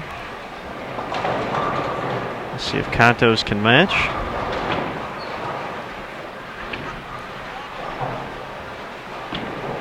Our next live stream broadcast will be April 3rd. Our Team All Events champions from Janz's HI. I wonder if they're changing the name this year to Janz's Home Improvement to clarify things, or they're going to be superstitious and stick with the same. Either way, that talented team will be back on the lanes. We'll have their doubles and singles April 3rd at 3 p.m. Eastern. Followed closely on April 4th at 3 p.m. Eastern. Defending regular all events champion Anthony Lacaze trying to join Les Zykes in the record books as the only other player to win titles in 3 consecutive years. So a lot of excitement coming up on Bowl TV. Don't forget to add that to your schedule. You don't want to miss all the excitement from El Paso. We know Lacaze and crew a little superstitious coming into their title defense last year at the National Bowling Stadium. Bowled the 7 a.m. squad after putting on a great performance. A team falling just short of the lead, 35-21. So they decided, why mess with success? Came back at 7 a.m. last year and worked as Lacaze put up the 4th highest all-event score in tournament history.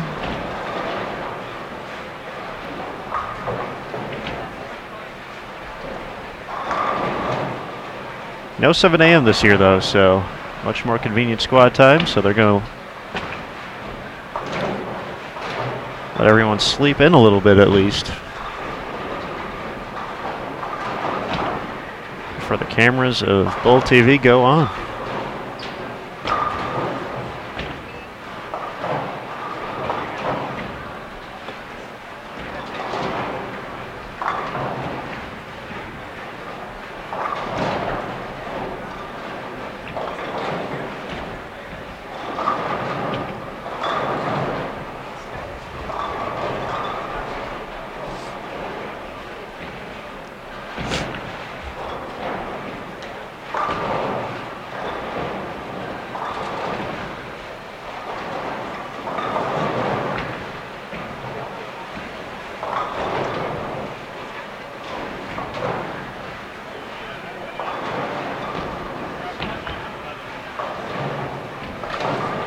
A lot of bowlers from the next squad sitting in the bleachers, taking in the action, trying to get an idea for doubles and singles tomorrow. Even 92-year-old Sil Thiel made sure to spend some time up here watching the lanes and how everybody's playing them. Well, it becomes a routine. You come out here for information, or even maybe to see some folks that you're used to seeing every year. That's one of the great parts about the Open Championships. You get to obviously meet a lot of new folks as well out on the lanes, but get to see a lot of familiar faces, whether it's on the lane or maybe even with some of the staff here. Folks have the same people as lane monitors year in, year out, and get used to the same folks checking you in at registration. So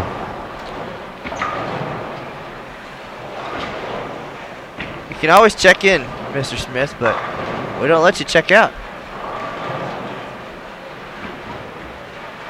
We've had that question. Where's the checkout counter? Check in anytime you like, but you can never leave, Matt. Ha. That's funny because it's the Eagles. Okay, that came around nicely. It's like we planned it. We're so witty, but yet not on purpose.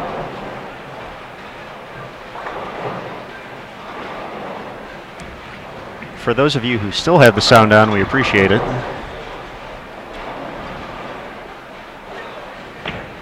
Certainly not necessary, though.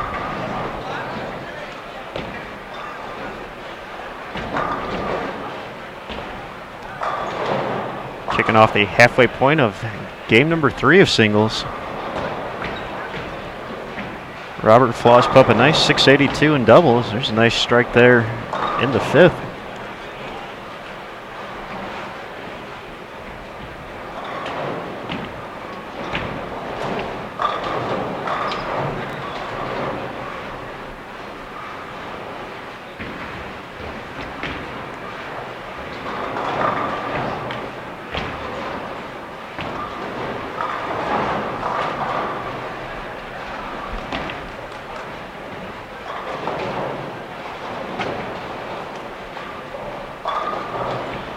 Harry Banks with 4 out of 5 after 202 and 203 to start.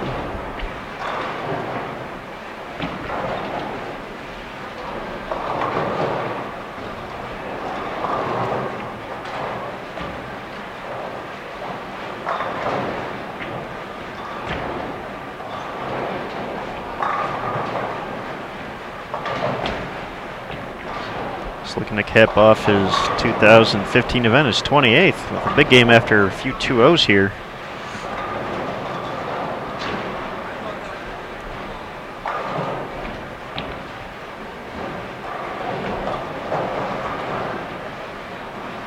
Banks had a career year in 2007.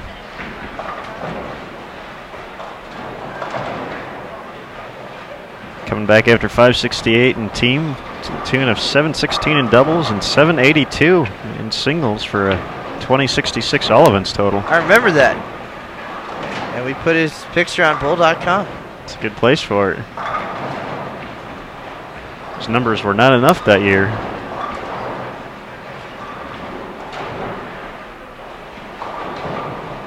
Still a great showing for Harry, and he's hoping to do the same to finish out his 28th appearance.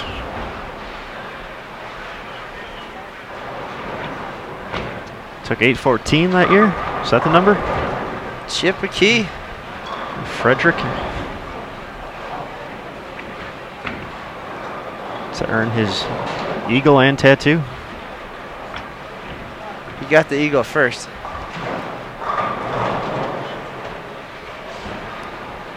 That would be a very ambitious tattoo then, to do it before.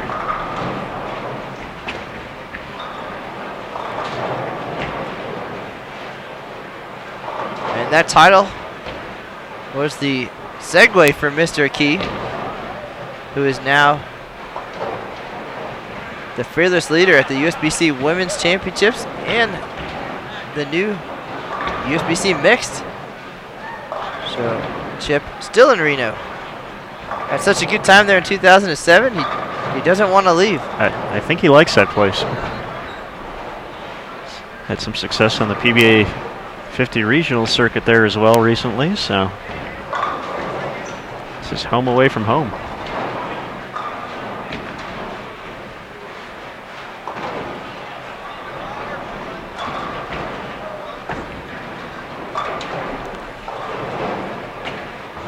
All right, so we've reached the halfway point of our final game today. We appreciate everybody joining us for this bonus coverage. Matt Canizaro and Aaron Smith. Remember to find us on Facebook, the official USBC Open and Women's Championships Facebook page, or my personal page, Matt Canizaro USBC. Check us out on Twitter at USBC Matt and at USBC Aaron. A lot of great news and notes available on social media that you will not see elsewhere.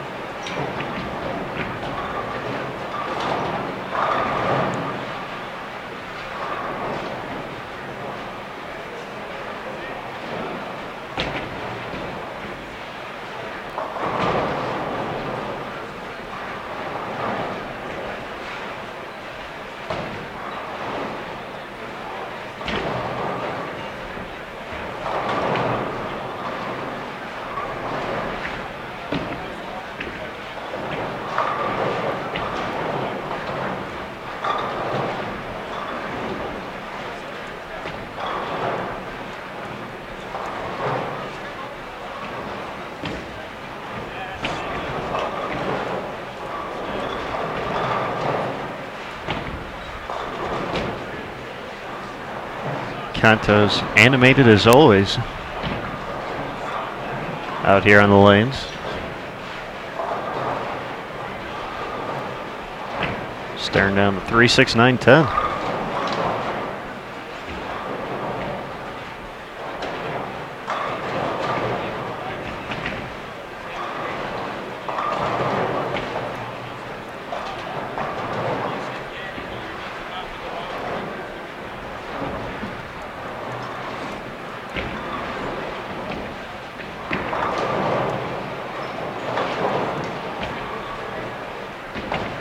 Gets the cover after having a few of those not go his way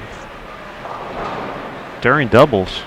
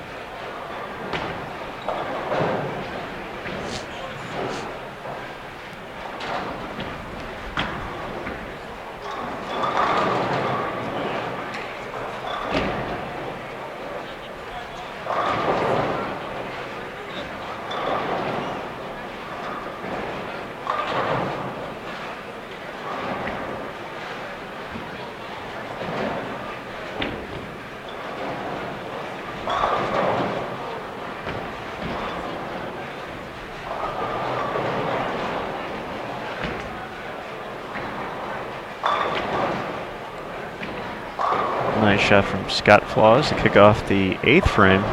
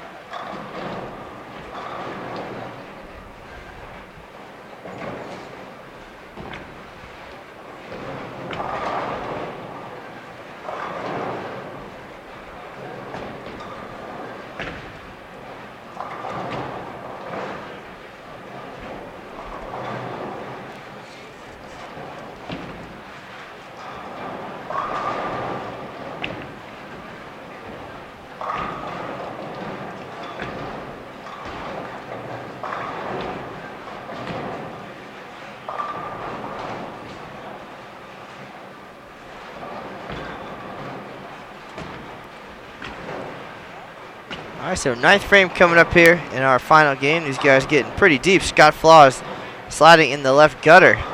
And ball hooking way early goes Brooklyn. All lanes freshly oiled for every squad here at the Open Championships now. But you can see after 6 games what has happened to this 39-foot sports certified lane condition.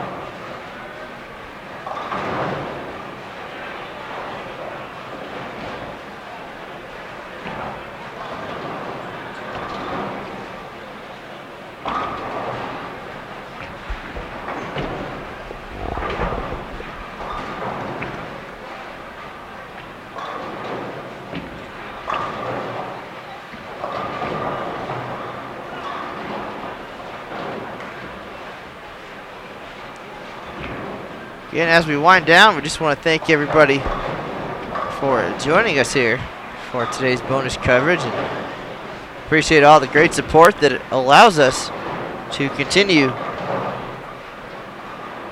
doing these broadcasts, especially these surprise ones. So we appreciate everybody tuning in today. Here's Smith waking up, coming in early.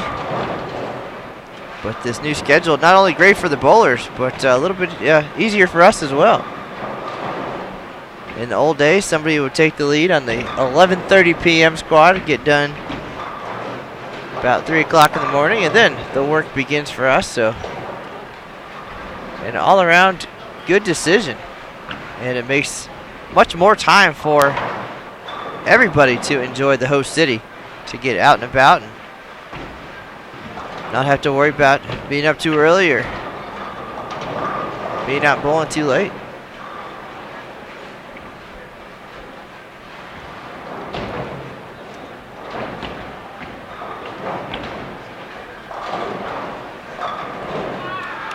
Floss kicks out the 10. 259 still out there.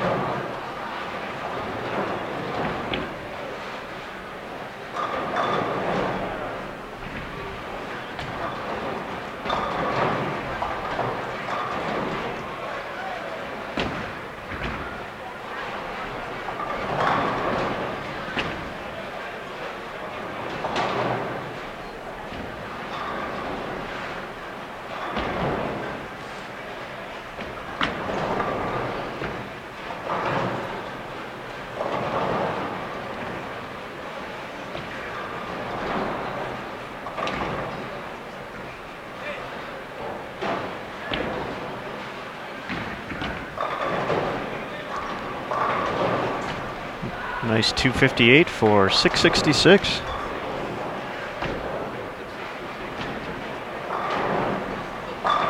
For Robert Flaws, 682 in doubles.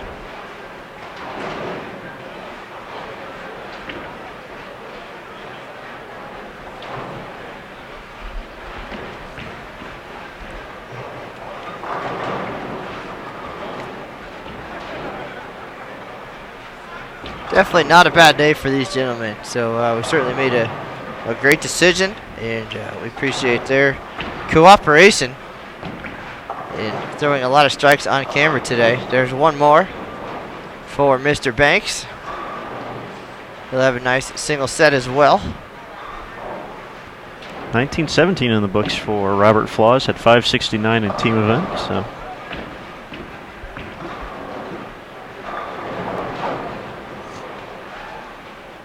It's just outside the top 10 right now.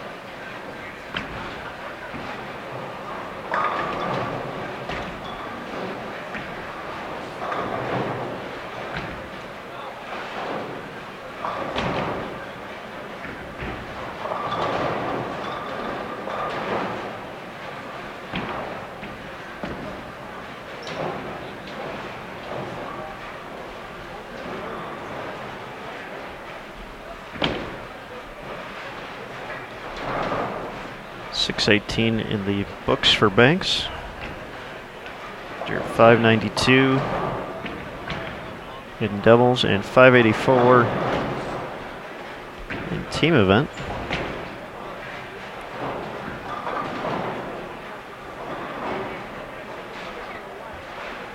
So he'll be just under 1,800, 1,794.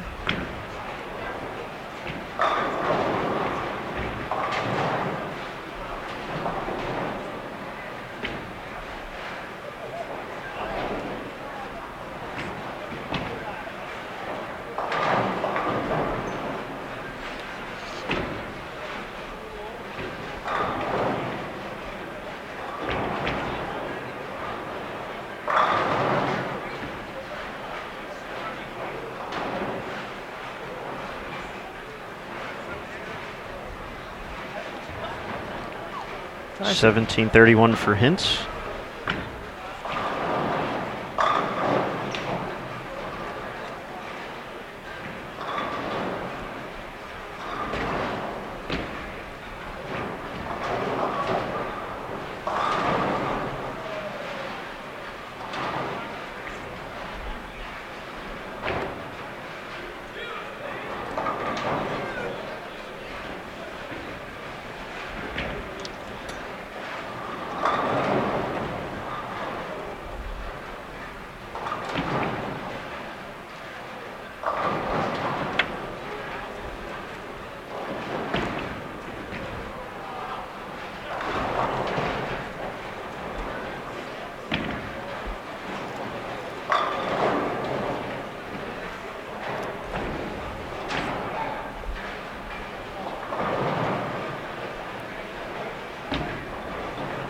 $209 for 629 for Kontos.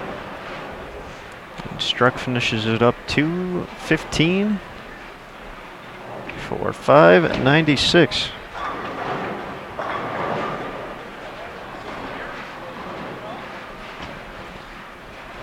All right, folks. Well, that's going to do it for today's bonus coverage of doubles and singles here at the 2015 USBC Open Championships. This is Matt Canizaro alongside Aaron Smith, and we appreciate everybody stopping by today. If you'd like to check out the archived broadcast from today, you can find that on Bowl TV later on today. And all the scores, of course, can be found on our leaderboards on bowl.com. Just visit bowl.com/openchamps. Again, our next broadcast will be April 3rd at 3 p.m. Eastern, and we'll be watching our Team All Events champions from 2014, Janssens HI, and their talented team. So check that out. Schedule can be found on bull.com as well for other events along the way. And we appreciate everybody giving us a part of your Friday afternoon. Until next time, that's the news for now, and we'll see you on the lanes.